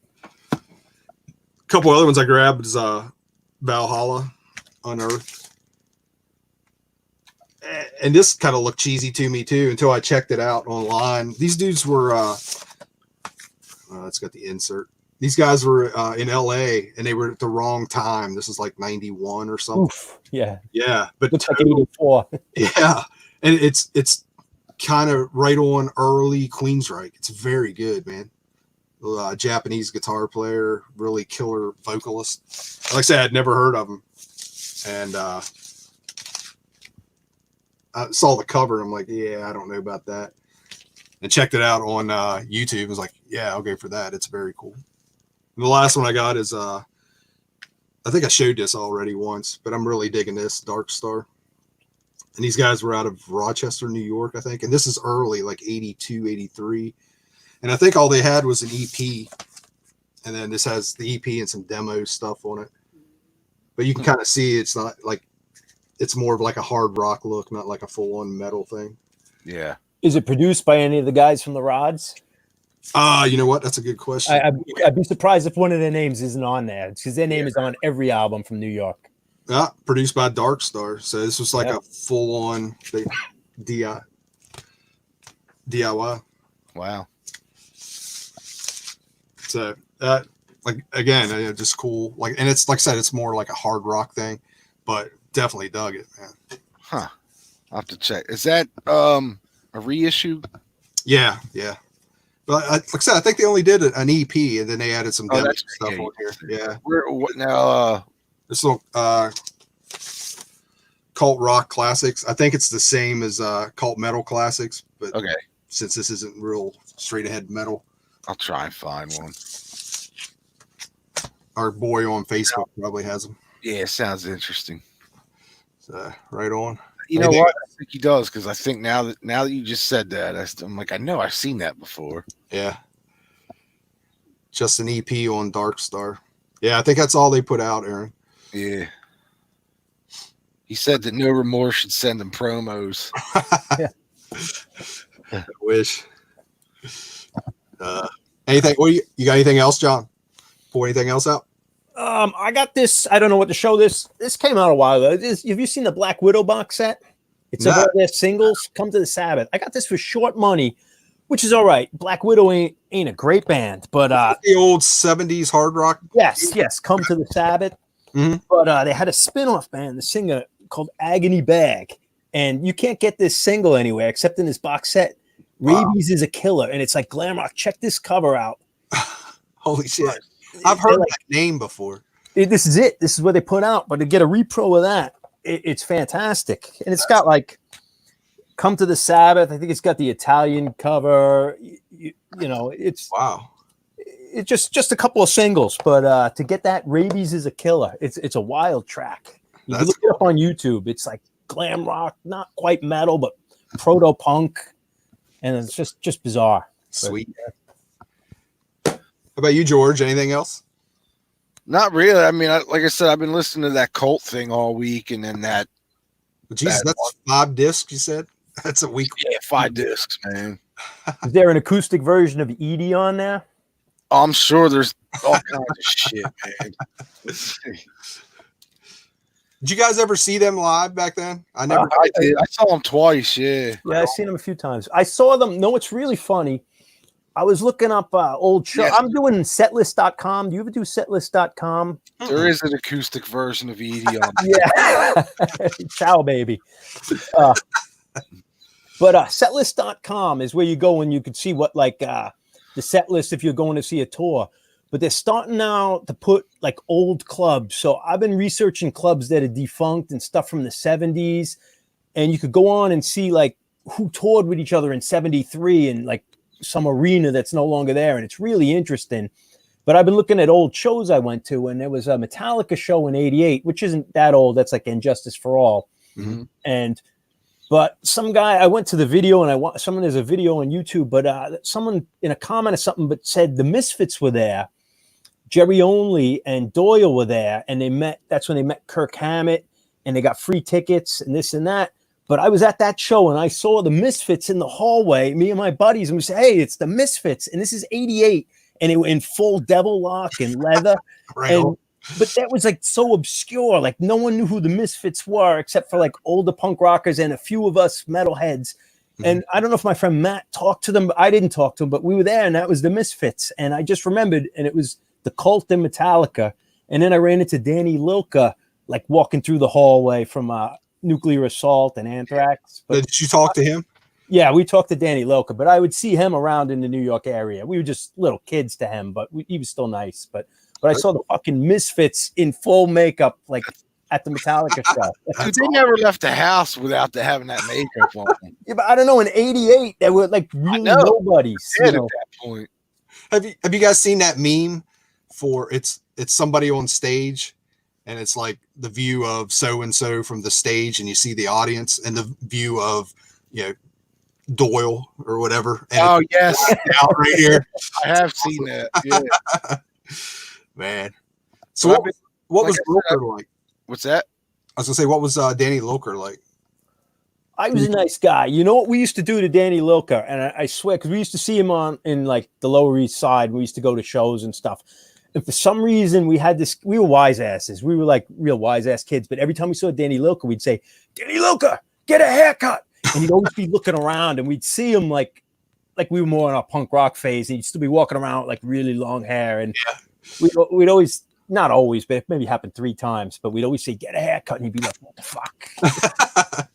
But no, he was a good guy. I was a big fan of Nuclear Assault and SOD. Absolutely. He seems cool, like a total burnout, but totally cool. And just like, yeah. He was wandering around. He would always be like denim jacket and like crazy, like frilly hair. And it was total metal guy. Like, especially this was now like the hardcore was happening. There was a different look in New York. Like he was still like, like 1978 kind of looking. Now, have you ever read his book that he put out? No. I haven't kept up with that stuff. It's an interesting read, man. I think he's up in Rochester or something now, right? Just I don't know. I think he's playing with like local bands or something, just doing whatever. I thought Nuclear Assault was back. They may be now. I don't know. I think they are. Jeez, they all come back. Pre-COVID. I wonder how many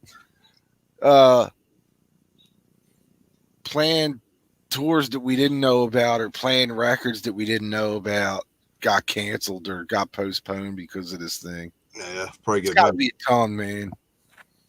Yeah, I think of all the musicians and some of my friends, like, what are you going to do? You're out of work. And like, that's like, I'm in touch with Eddie Spaghetti from the Super Suckers. Yeah, I've been seeing him on Facebook. Yeah, lately he's been doing the, what's he calling it? The living room sessions or something? Yeah, he'll take requests and he'll somebody requests a song from their catalog, and they got a deep ass catalog. Yeah. He'll play it and tell the story behind it and all that. And then he has what he calls a virtual tip jar where you PayPal him a couple bucks if people want, which is actually a cool idea. I mean, the dude's, he's giving you content. Give him a couple bucks. Yeah. I sent him some cash. Yeah. You know, because those guys, that's what they do. That's all they do is tour. And those guys are touring machines. Yeah. So this guy, you know, he's got a wife, a few kids. Yeah. You know, now, are you a Super Suckers fan, John?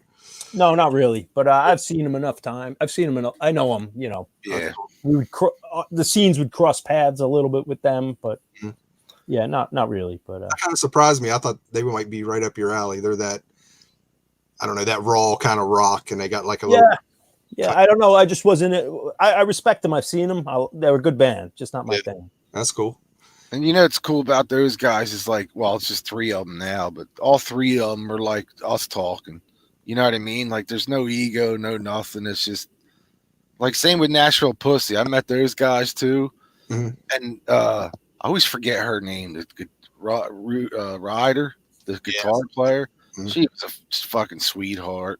Yeah, I remember Raging Slab. Right? Was he in? What was he in? The 9 Which Nashville Pussy guy in? He was in. He was in 9 Pound Hammer. Yep. 9 Pound Hammer. That's it. Yeah. I remember them. Yeah. Raging Slab was cool. I kind of revisited. Yeah. I got confused because they look the same, but no, I remember Raging Slab. Yeah. I think Nashville Pussy puts out. I mean, their later records are even just as good as their early records. I think. I haven't kept up with the newer stuff. I mean, I definitely dug that. The first few. Oh, you got the last one, didn't you? Nashville Pussy. Yeah, the lips on the cover. Oh man, you gotta get that one. Yeah, probably need to check them out. I think you'll love that record because it's not. There's some punky on aspects on it, like they normally do. But some of it, they actually go like,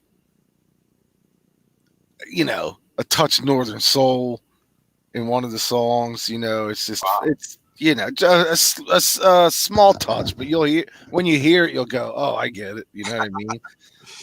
I remember ordering that. What was it? Let 'Em Eat Pussy? Was that the one that had the chick with the guy's face between her legs? Yep, that was their first full length. Yeah, I remember ordering that from a local shop on CD. You know, at the time, and it come in, and the guy behind the counter was like, "What is this, man?" And it came in a brown cover, like it was a porn mag or something. Yep, that's the original. The original one came out like and then I remember the kid behind the counter was like, "Open it up. What is it?" And I opened it up. We're both sitting there looking at the covers, like, "Holy fuck, man! Yeah, be awesome." And then the remember Polygram or somebody put it out with the extra bonus disc. No, I don't remember that. Yeah, it was called "Eat More Pussy" was the bonus disc, and they wrapped it in like this gray plastic so you couldn't see through it. Right. But that's awesome. I have that on vinyl now, but I think it's a boot. Blaine Cartwright, that's his name. 9 Pound Hammer. You have which one on vinyl? Let 'Em Eat Pussy. I'm pretty sure it's a boot though. Really? Yeah. Maybe it's not. I don't know. I'd have to pull it. Amp Rep. Yeah. It's on, yeah. That's the original one. Now there was UK pressing on Polygram, I think, when it came out, but I don't have that. I'd have to look again. It's been a while since I remember finding it. And it's like I'd never seen it on vinyl before. It was like, holy fuck! Yeah, I grabbed it immediately. So yeah, I love this. I love that record, but I love the second album. I thought the second album smokes the first album. That High as Hell. I love that record. That was a cool cover too, if I remember. Yeah. Lemmy was in one of the videos, I believe.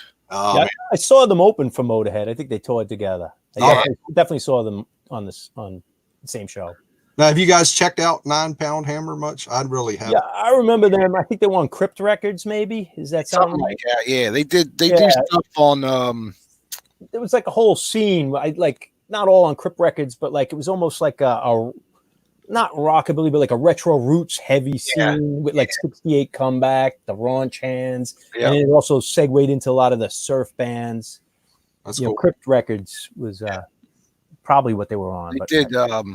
Who else was on Crypt? The Devil Dogs from New York. Devil Dogs, absolutely. Yeah, I love that band too. Trucker Punk. Yeah, that's about it, man. We call it trucker punk or cow punk.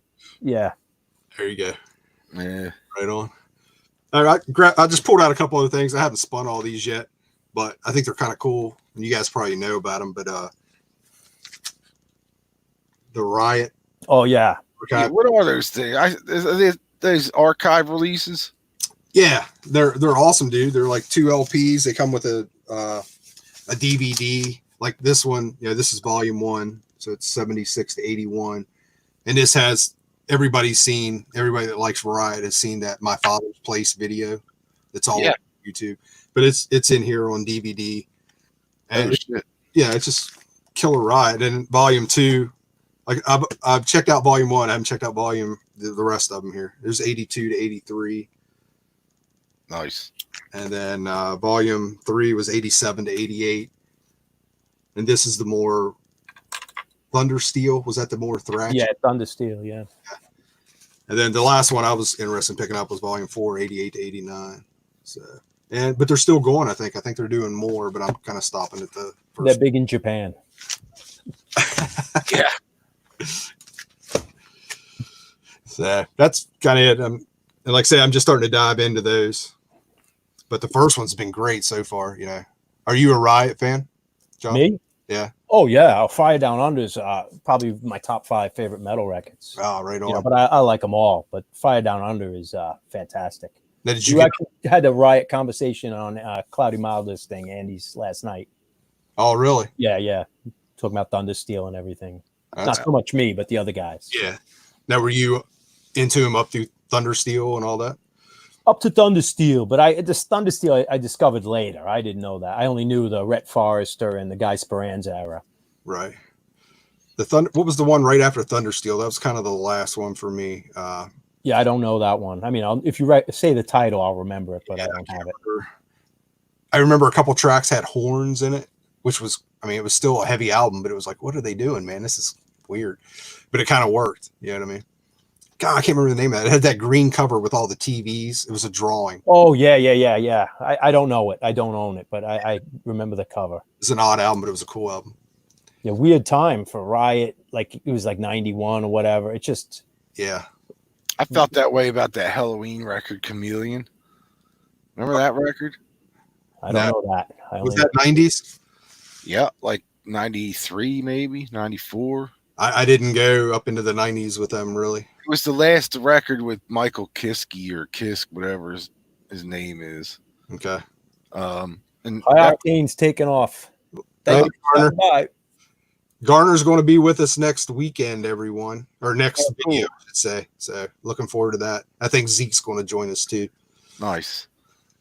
So, yeah, but Guy died 4 or 5 years ago, right? Yeah. They're all dead now, That's it. Privilege of Power. That was the name of it. Yeah, I remember that. Yeah. I was never into Riot. I like the early stuff with Speranza and Forrester, but anything past that, I have never listened. I don't think I ever listened to it. You never checked out Thundersteel? No, I have that one. I do have that one. Somebody gave me that because it was heavy as shit. Yeah, that's more almost a thrashy. Yeah. No, I like that record, but that's all I know. I don't follow them after. Yeah, I'm the same way. But dude, what was his name? Mark Reale or whatever. Mark Reale. Yeah. He kept going, man. Just that one album he put out. I think the one right before his death, and I can't remember the name of it. Yeah, he's dead too, isn't he? Yeah.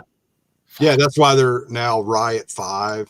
But I think even the bass players and drummers are dead from the original. I think everyone's dead. Yeah, how can they still use the name Riot? Riot 5. Yeah, and they suck ass. I don't know if anybody else in here likes them. That's cool, but I tried them and they're awful, man. I can't. They're like an Euro power metal thing. You know what I mean? They're not even like Riot. I don't know, but that last one that Mark put out before he died, I think it was the last one or one right before. I can't remember the name of it, but it was really good. Fuck, I have to pull it out at some point. He said he's doing some Google work for us to help the show. We've been talking about we need a full-time producer here. I'm trying to get my oldest to do it while we're sitting here, but hey George, I pulled some stuff.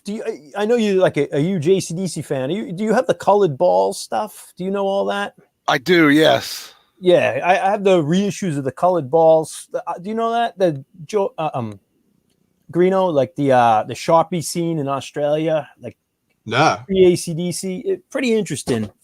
Yeah, they were. It was a pretty kind of like the in between the Easy Beats and AC/DC was like this. Yeah, and there was like a scene. They were like skinheads. They were called Sharpies. They'd have shaved heads, but it would be long in the back, kind of like some of the members of Rose Tattoo you see in Mad Max. Mm-hmm. But the Colored Balls are all reissued, and they're not all great records. But there's a Colored Balls one. I don't remember. This might be the first one. I have that one. But Lobby Lloyd and this is Buster Brown, which is Angry Anderson and Phil Rudd. Not totally great, but like rough rock and roll. But there was a comp came out called When Sharpies Ruled, and it's all about the Sharpie scene. And oh shit, look at that. It's cool. What is this on? Festival Records, 2 CD. And so it's a little better when you have it all in comps and every band gets like 2 songs. It's not perfect, but the book and the story is pretty good. That's cool. But how old's that? Is that newer? Or? That's pretty new. That's 2015. And then the Colored Balls, like the 45s, they're all reish. Just kind of cool for that Australia scene. It just nothing heavy metal kid and cool. Just that's cool, man. Yeah, I've never heard. But you definitely hear a bit of rock and roll in some of the tracks that AC/DC were influenced off of. And Lobby Lloyd played a little bit with Rose Tattoo, and it's very incestuous. But it was the early days, like talking like 71 to 73 kind of era. I did pick up was it Buster Brown? Is that right? Yeah. It's not a great record, but nice artifact. Like you said, Angry Anderson and all. That's why I grabbed it. But it was cool to check out. Yeah, there was a book. Picked that up on CD. I don't have the vinyl of that one. Yeah, there's a book too. It was on Sharpies. I can't find it because I don't remember what it looked like. It might have been. It was very do-it-yourself, but a guy talking about the scene and like because they were almost parallel to Skinheads, except Australian. But it was just kind of popped up like a parallel universe. It wasn't really they were influenced off each other, but it was an interesting scene, and they had their own like Popeye dance, and they would. It's a weird thing, but there's some footage on YouTube of the Sharpies, and the Rose Tattoo guys are definitely into that. But whatever, but kind of cool. The Rockin' in the Parlor 40. I don't have it. I wish I had it, but nope. What is that, like the earliest AC/DC? Yeah, it's the original. It's the first single with Dave Evans on vocals. It's got "Rockin' in the Parlor" and "Can I Sit Next to You, Girl." I'm guessing that may be worth a little bit of change. Oh my God, yeah, yeah, a little bit of cheddar. I did find Albert Records in Australia put out a comp in like 74, 75. That has "Rockin' on the Parlor" on it. I have that, so that's cool. Yeah, Aaron's probably got the single. Probably, that bastard. Hey, I think we skipped Nerd Alert. You want to wrap back around and? Oh yeah, if you want. Yep. Mine's really easy this week. What you got, John? Oh, I just pulled out. I don't really have. I mean, it's gonna sound ridiculous, but like I don't really collect stuff. Most of these records I just bought. Besides heavy metal, I collected. I just kind of ended up with a collection because I like listening to music and I buy it. And I never really thought of myself as a collector, so I had to kind of think. But I do have a lot of old magazines from the 80s, heavy metal magazines. And I'll just pull out some stuff and show them real quick. Do you know, because you're from Maryland, do you know where the Metal Mayhems? This was oh shit. This is, I can't do this with the camera. Okay, I'll go this way. These were, I think they had 9.5 issues, Metal Meltdowns. They were from Maryland, and they were the fanzines. There's Gene Hughlin, but it's from 87, maybe goes up to 90. But it's got interviews with all the bands, and it's just really cool. Right on. Now, is that more of a local thing, or it has? This was Maryland local fanzine for the heavy metal scene. It's got the shows, reviews, interviews with like Overkill, Agnostic Front, but they were $1.25. I don't know. Let me tell you where they're from. Severna Park, Maryland. Yep, that's just around DC there. By Jeffrey Vanderkloot. But that's they only put out 9.5 issues, but I got those. No, I've never crossed. You first said Maryland. I thought he was going to pull out a Maryland musician. No, I got the free Metal Forces #1 with Dave Murray. What's it? Saxon. Murray quits Maiden. If you could see that, like it was like rumors he's going to quit. Now you were talking about the early days of eBay. When I got on, what's the dude that did those? Damn, I can't think of his name now. The Metal Forces. He used to be on eBay, and he had a shit ton of all. Oh, really? Yeah. I don't have that many Metal Forces, but I used to buy it. But this is only the cover. But I had this hanging on my wall when I was a kid. I don't know what my parents would have thought. Like that's awesome. But I only have the cover still. I threw the mags out, but yeah, you used to be able to order those cheap, man, from that dude. I wish I knew. I would have had more. Was it Gary Sharp Young or somebody? Oh, yeah, Gary Sharp Young. Yep. I think that's who it was. And then I have the first 50 Kerrang magazines, which are like there's Kerrang #1. Oh man. And like these are unbelievable. Like because they write the British tabloid, they'll write like soap operas and talk about the bands, who's signing, who's playing where. And they write it like a British tabloid. So if you read the beginning, they have Venom. There's 2 Venoms. Venom just put out In League with Satan single, and then it was another Venom. So they review them. And the other Venom became Rocks. Do you remember that band, Rocks? They did Violent Breed. Oh, yes. It was like a new wave British heavy metal band, a little more leather. Mm-hmm.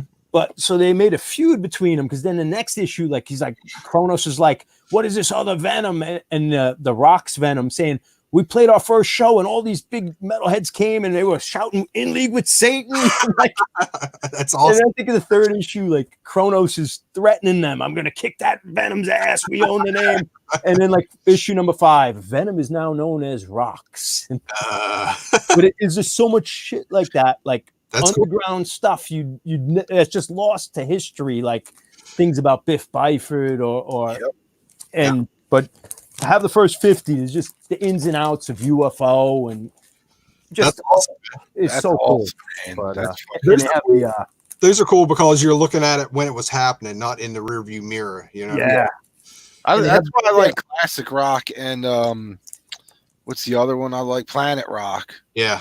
You know, both those because they kind of revisit a lot of the stories that were in the early Kerrangs. Because a lot of those writers now work for classic rock and they'll put like an old article and then after that they'll say, well, here's what happened. They'll update it. And there's a lot of mentions of like the obscure new wave of British heavy metal bands that I know of from comps nowadays or CDs, and that was their only mention in all of history is like a demo tape of this band or this band put out this single, and that was it. You know, there's no other writing on them. Remember, Metal Forces had that demolition section or whatever it was called. Oh, yeah.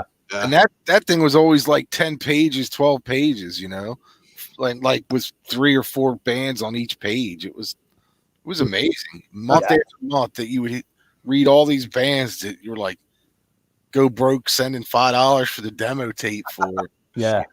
My wife was a metalhead, you know, even before I was. You know, I didn't know her. I lived in New York. She was in Boston. But she used to do the pen pals. The girls used to pen pal, if you ever see the back. And so she'd have pen pals all around the country, and they'd be sending demos.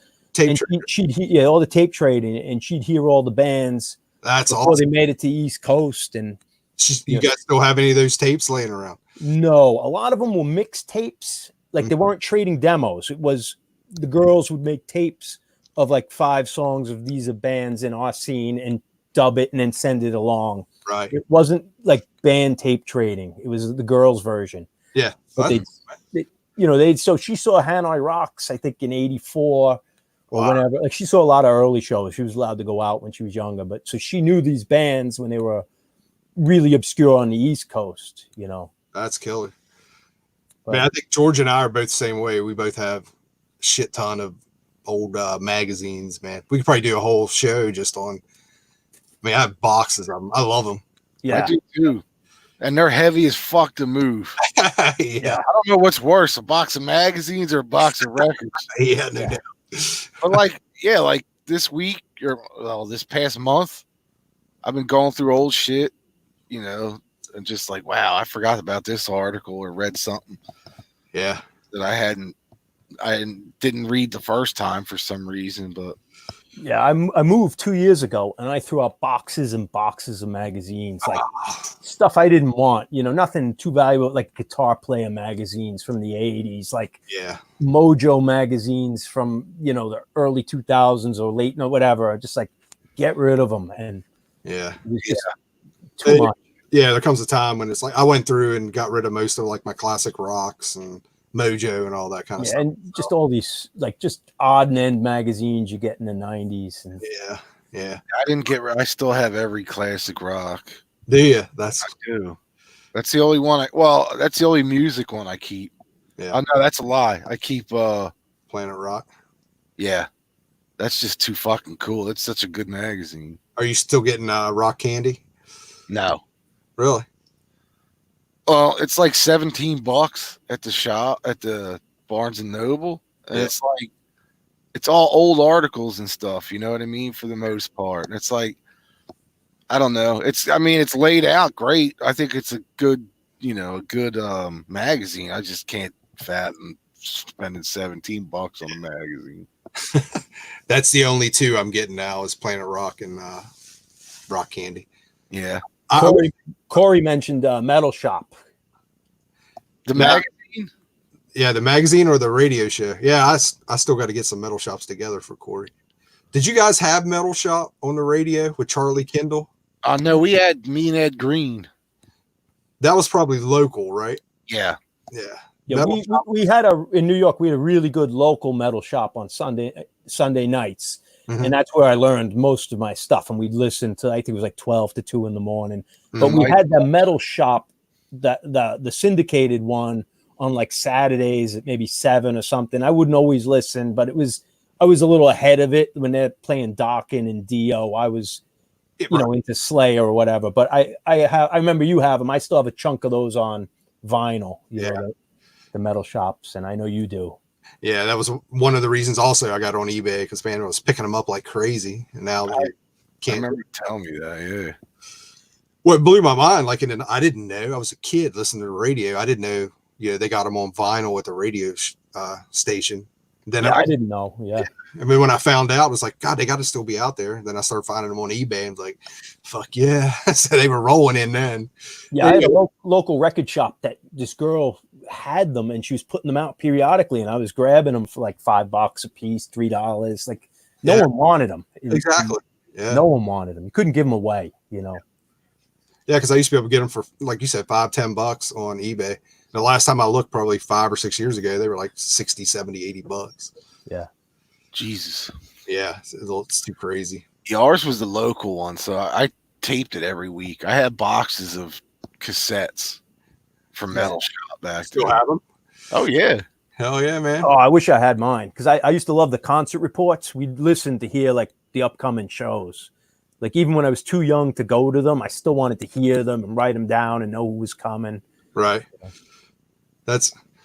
I pull out some of those old metal shops every now and then, just put them on because they're great. They still have the commercials and like there's one of the early ones I have has Dio doing a Budweiser. Yeah, I have that. I think X the LA punk band X is on there.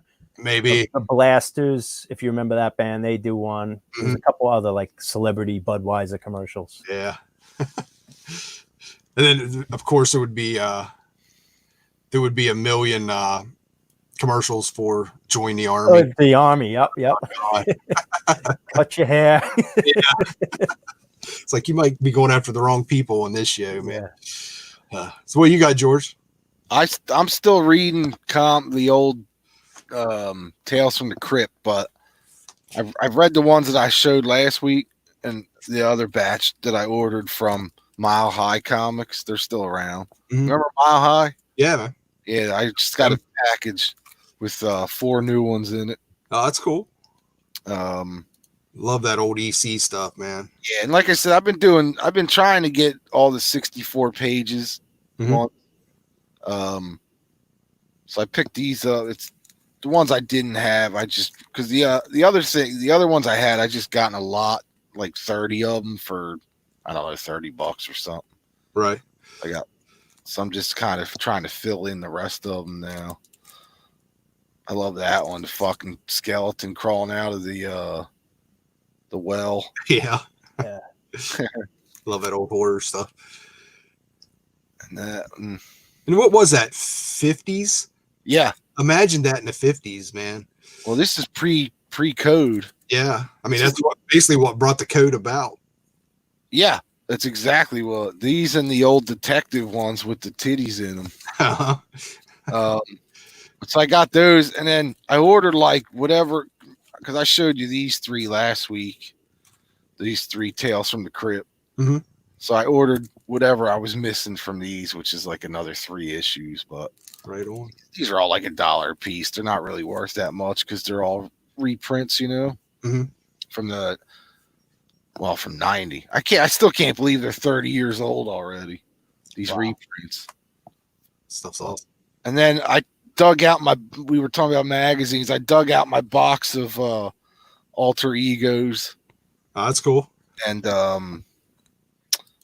think the other one, Alter Egos Golden Age comics, and then back issues like Silver Age comics. So right on. Reading this one again, the Shazam Curse. Love that stuff. Yeah. So that's about it. That's all I've been reading this week. Were you ever a comic guy, John? No, I was not. My buddies were, but you know, I always saved my money for records, you know. But I was around when we were going to the stores and buying Judge Dredd and Mutant Ninja Turtles, and plus, I mean, when I was a kid, I had all the DC and Fantastic Four. I used to collect the Invaders, if you remember them. Yep. Yeah. But basically went to records. That's cool. Well, I pulled something out, not like I really collect these, but this was kind of left over after my dad passed away. We didn't have a lot in common. Like he wasn't into music or anything like that. But these were kind of cool. And I got 2 of them. I just pulled one out, and they're still both in the box. Oh, shit. Oh, cool. The it's got whiskey in it. His head comes off. Oh, shit. Hopefully, maybe you can hear. Oh. Yeah, I hear it. It's still in there. And today, I didn't know this until today, but can you hear that? Yeah. Yeah. It's a music box thing too. That is crazy. Yeah. Yeah, but he had this one and one from like the 70s with the big collar and the white outfit and all that. Like I said, both of them are still in the box, and I was like, I'll hang on to those. You know? Yeah, that's cool. Was your dad an Elvis fan, obviously? Or? Yeah, that was probably Elvis, a little bit of 60s country and all that. But he wasn't a music guy at all. But I remember before he passed away, he's like, man, you need to look through those records and see what's in there. And he had like maybe a stack like that, and it was all Elvis and Statler Brothers. Yeah, it was like nothing really in there, Dad. Brothers. Yeah, exactly. But this made me think, man, it's probably like 8-10 years ago. I was at a flea market, and a dude had an Elvis lamp. It was a bust about this tall of just it was like a full size Elvis head with the thing coming out with the lampshade, and I was like, that is so retarded. I would really like to have that, man. He wanted like $50, at the flea market. I'm like, dude, I'll give you 20 for it.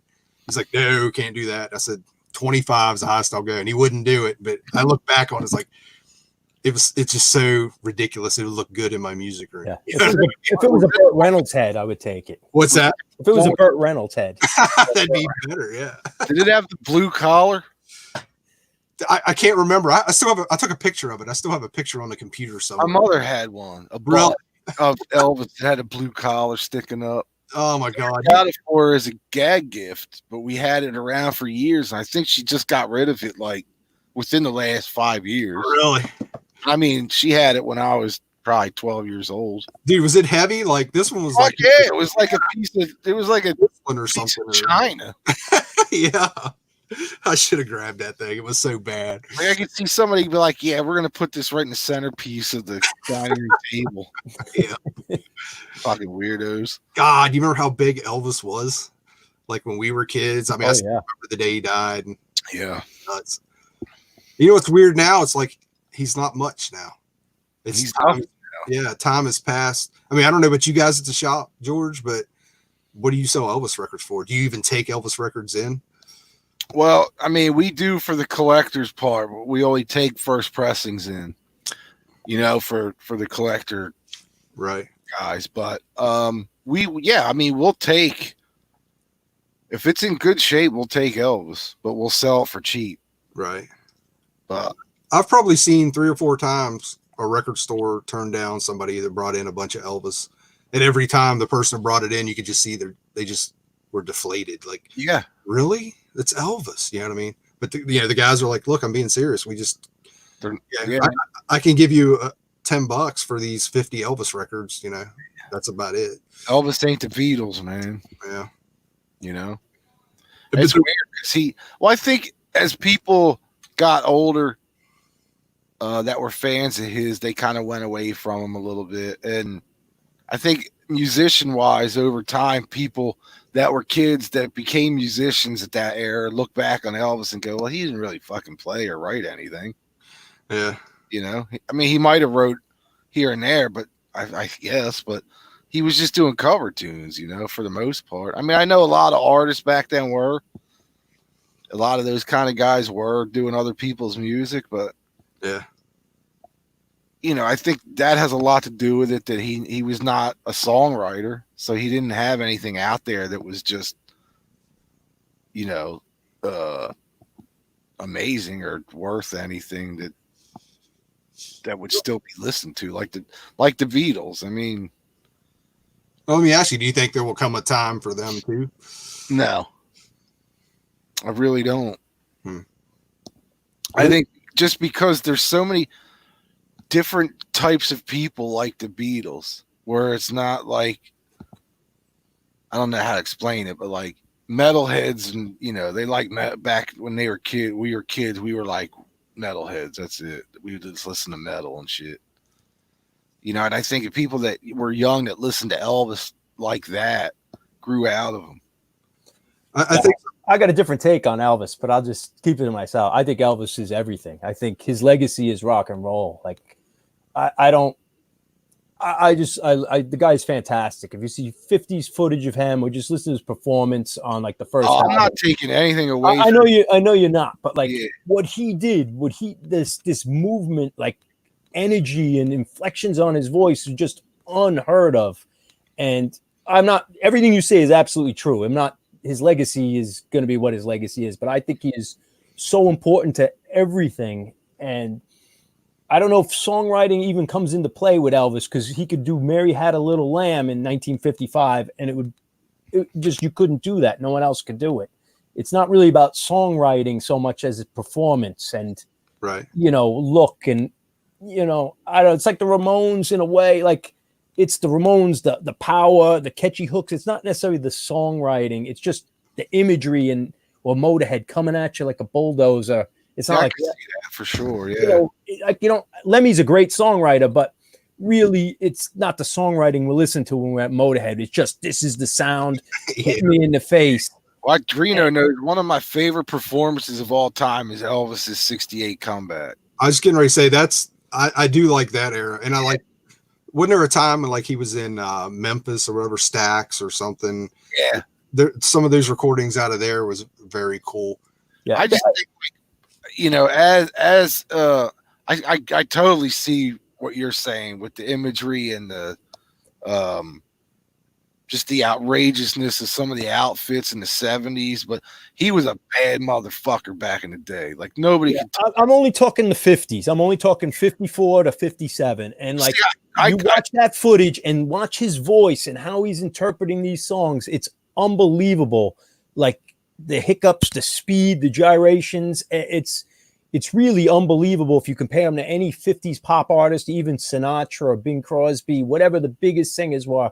It's really from Mars, but it's hard to tell, like, because time faded it out. It's kind of like Venom. It doesn't sound very black metal or very heavy nowadays, but at the time, man, Venom were unbelievable.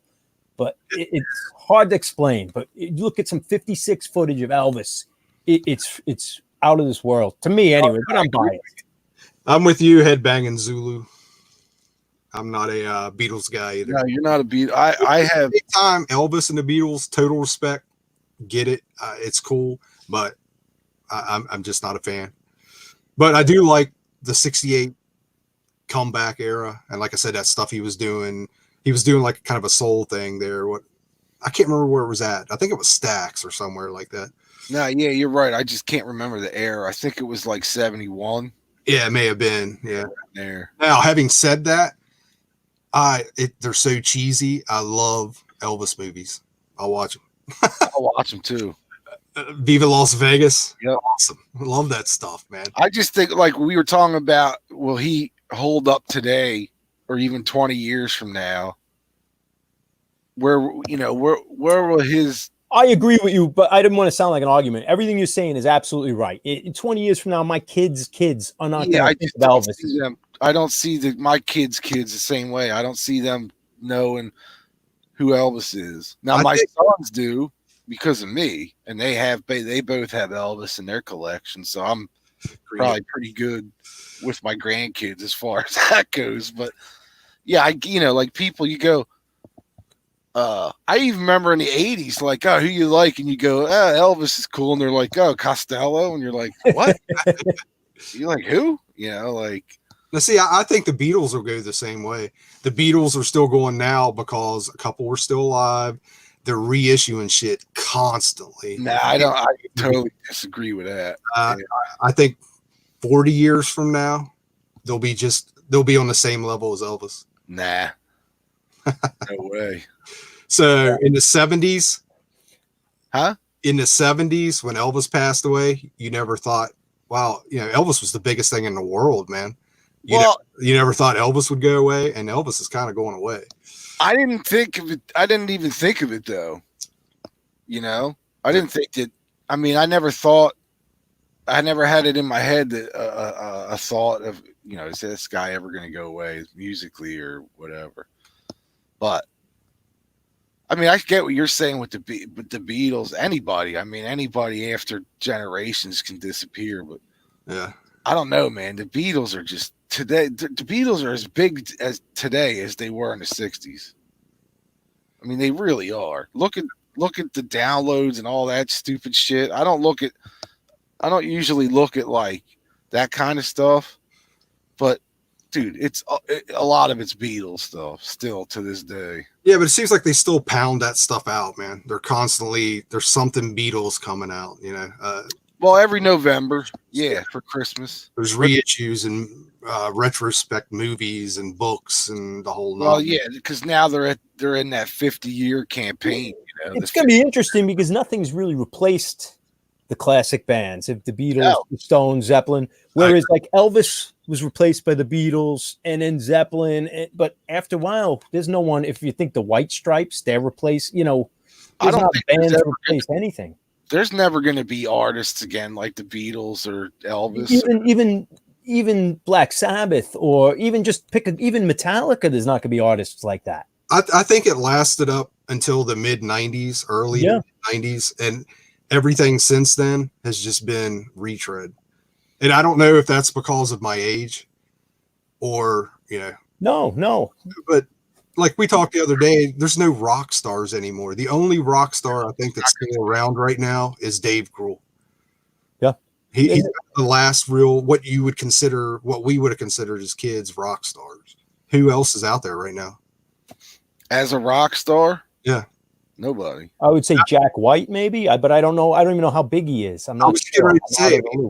Yeah, Jack White, and I wouldn't even really consider him. I mean, I don't know. I'm so out of it. I don't know. But there's no new bands to replace the old ones. So who knows? Beatles may stick around forever. Stones, Beatles, Zeppelin. That's a good question, Vance. Yeah. And it's a scary question as we get older. You know what I mean? Yeah, that sucks. Well, it happened to jazz. It happened to a lot of things. Country. There was huge stars. Huge stars in the '50s who were nobodies. Yeah. But you know what? I mean, look at us, where we dug back into music and figured out stuff. I see young kids digging back, you know, even in the VC, you know, when I was, what's the dude, Nasty Metal? I can't remember. Ben, yeah. That dude blows me away, man. I mean, he's got some fucking knowledge, you know what I mean? And he's young, and that's cool. And, you know, there's other guys out there like that. Hopefully we'll keep it alive after us old fucks are gone. I remember when I was young. Well, I think metal will always be around the way rockabilly is always going to be around. There's a niche group. It's very small. Like the blues will always be around because there's a niche group that's always going to be collecting. Maybe not always, but for the next 30 years, they will be collecting in niche. Like punk rock is not going to disappear. You know, even the obscure bands, like they take the Dickies or just name a punk rock band from the 80s, they're going to be remembered in the little circles. Let me ask you, how long do you think that'll go on? I mean, are you looking at 50 years, 100 years? Nah. Can't be that long. Can't be that long, right? Just because it'd be too much. Who's going to know 100 years worth of music? You know, it took my whole life just to know from 1990 to 1955 or 1950, you know. Well, how far are we out from 64 when the Beatles come to the U.S.? We're pretty far, but I don't know anything that happened in the last 20 years, really. Maybe 30 years, that much. But will the stuff that's happened the last 20 years really be remembered? Like I said, I think... I don't know. 20 years? No. 30, maybe. Pearl Jam. Yeah, that's what I'm saying. Like mid-90s is kind of the... Yeah. I think. And that's totally me talking from my age. You know what I mean? Like we were talking about Elvis and the Beatles being remembered 40, 50 years from now. Well, who knows what's going to happen if Misfits can sell out Madison Square Garden. And the show before that was in like a church basement, you know. Yeah. Right. I saw them down here 2 days before Christmas at their Christmas bash. It was packed. Yeah. And the tour before that was in rec halls. Yeah. Yeah. It's crazy how. So anything could happen. Yeah, you can twist up. Like I was saying, out of the Seattle bands like Pearl Jam and Nirvana, 50 years from now, I think people remember them. I was just getting ready to say, I think it'll be the big bands from each kind of thing, like Pearl Jam, Nirvana, but Mudhoney probably won't be remembered. No, they're already not remembered. Tad won't be remembered. No. You know, Screaming Trees, all that. Garden will, because, you know. Yeah, Alice in Chains. Right. You know. Alice in Chains and STP, they could be on that, like, borderline where people like, oh, yeah, they were kind of cool, but not as, you know, they weren't as popular as Pearl Jam. Realistically, even in metal, like Raven and Overkill, I mean, unless you're in the scene, they're not known, and they weren't that known then, you know. That's kind of what who do you think metal-wise? Metallica, Priest, and Maiden, right? And Sabbath, Ozzy. You're probably right. Yeah. Maybe Dio. Dio's stature, just the mystique. Dio's kind of a character. He might be remembered because of the Sabbath connection for the most. Just who he is with this, and not so much they're going to remember Holy Diver or Last in Line. Like Deep Purple, I think it has a nice long history. Yeah, they're kind of getting forgotten, unfortunately. One of my favorites. Yeah, but they'll have another generation worth of people listening, but they could be one of those bands that get forgotten 40 years from now. Yeah, I think 70s wise, you're looking at Sabbath, Purple, and Zeppelin, and Purple's kind of on the fringe there. Yeah, Couchy, he'll remember. I know he'll remember Screaming Trees and Mudhoney. I think I know all those albums because of him in his car. Especially, he got me into the Screaming Trees record. I like that one record a lot because hey, dude, that first Mudhoney full length. Yeah, Mudhoney. I still love Mudhoney. For my money, that's the best grunge album that ever come out. The first Mudhoney full length. I like the what was the EP, the Big Muff Super Fuzz or whatever it was. That's yeah, like knuckleheads like us that are music heads. You know what I mean? We'll remember this shit, but like, well, that's another question. Do you think there's going to keep being people like us that dig back in? And absolutely. Yeah, absolutely. I got two of them that live with me. But how much do you think the internet's going to change that? I mean, everything's so right there. With them, I mean, I can only judge by what I see with my sons, you know, but I would imagine those two are kind of fucking rare when it comes to collecting records, so at their age. But they still want the records or CDs, right? It's not just, hey, I'm good listening to it on YouTube. They still want the record. They don't even want the CD. You got to talk them out of that. That's too much cash. Yeah, I know. But they love to see my little guy's all about the dollar budget bin, man. He'll just good. Well, that's smart. But I'm like, look at. I don't want anyone to spend all this money I did or you did, like, like, downloads. You know. I've been cleaning out the collection too, so I've been handing them. Yeah, here, check this out. And, right on. But I just kind of wonder. I mean, I even have friends that I grew up, my age, and they don't buy anything anymore. It's all streaming, and I consider them music nerds. I mean, they're totally into it, but they don't buy anything. I gotta have the physical product, man. Yeah, it's kind of way with me. I mean, it's just that's what I grew up on. Yeah, I need the physical. I can't settle on I don't even know how to download, at this point. Yeah, and I'm that way with everything, dude. Like even movies, I want to have the disc, and magazines and all that stuff. It's like, I don't know what it is. I'm afraid. Part of it is, are you kind of afraid of like losing this stuff where it just goes away and you don't have access to it? As far as like, hey, I really dig this album. I got to have a copy of it. You know what I mean? What if I can't find this online somewhere? I don't know. I just need to have it. If I want it, I want to have it, but I don't know if I worry about it or worrying about not having it, or I don't know, or it gets lost. It's just for my life for now.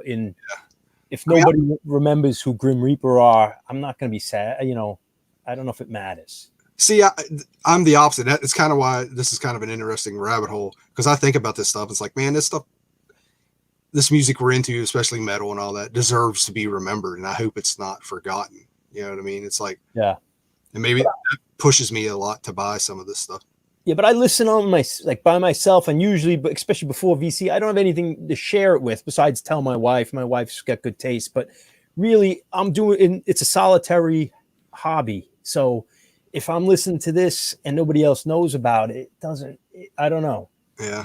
I don't worry about what other people are listening to in their collection. You know what I mean? Like if I have obscure like you, I'll listen to it. It's not like one of those things that you got to run out and tell everybody about it. And anybody that comes over, they're going to go, what the fuck is this? I'm not saying that. I'm not like, and I'm the same way, kind of really don't have anybody around me that's that into metal anymore. Yeah.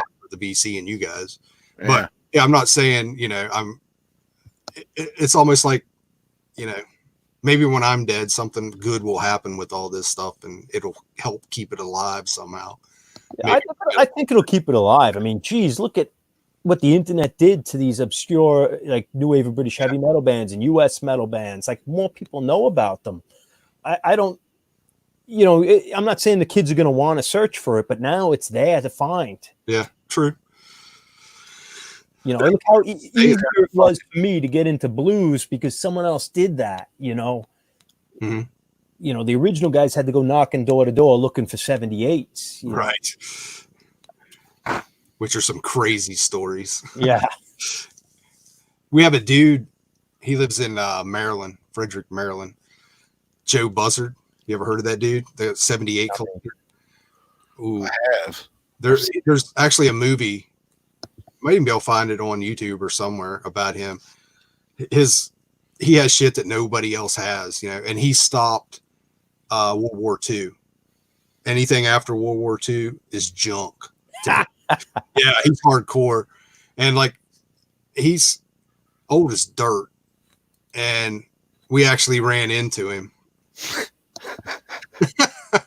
Solitary until the internet. But we ran into him and tried to talk to him. It's like, he's an interesting dude, Yeah. And all he can talk about is stuff up to World War II, and he has great obscure blues. I mean, but we're like, maybe not you guys, but I mean, I'm like that. I'm not going to be, I'm not going to be able to go past 1990 or whatever, So see me in 20 years, I'm still not going to be able to go past. The same way. I mean, I do keep up, so I'm exaggerating a little bit, but yeah. I hear the new wave of traditional heavy metal. That was like the only thing new that really, you got a lot of us going there for a while, I think. But I'm that way at work, guys talk music, newer music, and I just stay out of the conversation. I mean, I don't know anything about it, and I don't want to hurt your feelings. basically. So, all right, guys, man, we're about the 2-hour mark here. Yeah, man, that was a quick 2 hour. Another quick 2 hours. This has been great, John. All right, thank you, Stowe, for having me. I hope we didn't bore everyone with this with our tangent here. We got a little deep tonight. I liked it. Yeah. So definitely have you back on, man, at some point. Show some more magazines. That'd be an interesting show. I think that'd be kind of cool. Yeah, that was, dude. The collection of Kerrang's pretty fucking awesome. Yeah, that's awesome. Yeah, yeah, it's kind of cool to like you guys know it, but when you just start picking one up random and reading and getting into like the little details, yeah, you know, yeah, love the ads and those things. You know what I mean? Just all this shit. It's like you forget about. So, but George, it was really great meeting you finally after watching you for 5 years or whatever it's been. But no, thanks for watching so long. I appreciate it. Yeah, I'm glad we finally hooked up, man. I mean, we went back and forth a little bit there towards the end, but yeah, like I said, you were one of the last guys I hooked on to there. And I love your channel, and I'm still subscribed to you. And every time you I don't think I put out a video in a while. I'm kind of figuring out, but whatever. Well, we're gonna try. I think we talked about this. I've been trying to look into Zoom. I was talking to Greeno today because they let you have more people on. And I'm trying to work out the audio where when people are talking, we don't drown each other out. Like, we can hear each other. Because you notice on here, if two of us are talking, we both drown each other out. And we're like, what? On that, there's a way that even if we're talking, we could still hear each other and hear what each other said anyway. So there's none of that drowning out. And then I just got to look at the video quality and all that shit. So I just want to say one other side thing. I'm new to this. So reading the comments, I just appreciate everyone on here, like Aaron and Steve and all the people there. Sorry, I'm not like ignoring you guys, but we can't keep up with it either, man. Yeah. I try and keep up as best I can. That's why I said I need my son to like help me produce the show here. So yeah, that's the only thing. We get talking about something. The next thing you know, we've missed 6 comments. Yeah, they're talking about masturbating or something. So well, he's always talking about masturbating. All right, guys. Like I said, next show will be Garner, which should be awesome. Cool. Big garage rock guy. Buzz rock stuff, man, and heavy 70s stuff from him. He turned me on to definitely some stuff back in the day. So everybody, we'll see. Can I just show one more thing? Absolutely. Where is it? Do you know these 2 box sets? The I'm a Freak Baby and I'm a Freak Baby 2? I do. I've seen the one. I haven't seen the second one. They're if you know them, then I don't need to explain, but it's basically underground heavy rock from 68, 72, England. Mm-hmm. And a lot of like demo bands, single bands, and obscure stuff. And then some mainstream stuff, but stuff you're never going to find on vinyl. Yeah, they've been in my want list on Amazon for Same here. That first one, I didn't know they did a second one. That's cool. I mean, there's some killer tracks. I mean, then you have your Budgie, your Deep Purple. You know, there's some obvious things in here, but the obscure stuff, and they're not all great. But what a fantastic 4 CDs of just heavy rock, which I'm not going to find originals or even repros on some of these bands. Right. Have you jumped on those? What is it? Acid Trip. They got 10 of them now. Fuck. I don't know. I have a lot of like garage rocks, like acid. Well, those the ones that John have in his hand. That John has in his hand right now. They also did a that same company did a junk rock one too, glam house junk thing box set like that. 3 discs. Is that 3 discs? Those I'm a Freak Baby. These are 3 discs each. Yeah. 3 discs each. One for they might have did a junk shop glam. Yeah, they did one last year called All the Young Drew. Oh, I have that. Yeah, that's awesome too. Yeah, I have all the now. I pretty much have all the glam rock comps. I forgot about all the Young Droogs. That one's okay. The first disc is the best. Yeah, the first disc in that box is the best, I think. Yeah, there's a lot of glam rock's a small genre, so there started to be a lot of repeats, and then they run out and drag things in that aren't quite stomping glam. But there's some interesting mid 20 or mid 70s junk house that I like. What do you got? You know, this is what I was talking about. The brown acid. Oh, no, I don't know that. You haven't checked these out? It's on Riding Easy, and you can see kind of. I love that label. It's all like crazy obscure 70s stuff. And good. This is the third trip. Here's the fourth trip. I have the first 5, but they're up to 10 already. Wow. I couldn't keep up. So, and they're pretty affordable. They're like 15, 18 bucks. Are they, can I ask you, are they more the psychedelic era or are they more like stoner heavy rock? Because you know where they stuff crosses over. I don't like the psychedelic. I don't like the.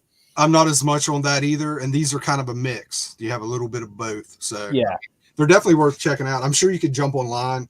Yeah, I'll check it out. I was just asking. But they're on that Riding Easy, and you can order direct from them. I think they pretty much keep them evergreen as far as in print. So, but that Riding Easy label's fucking killer, man. Yeah, I like that label. Yep. All right, guys. I think we're done. All right, man. This has been awesome. Yeah. Thanks, Zeke. We'll see you next video, brother. All right, John. Thank you, guys. Thank you. Thanks for coming on. We'll see everybody real soon. Click that thumbs up button if you like this and subscribe if you haven't. We'll see you next time. Peace.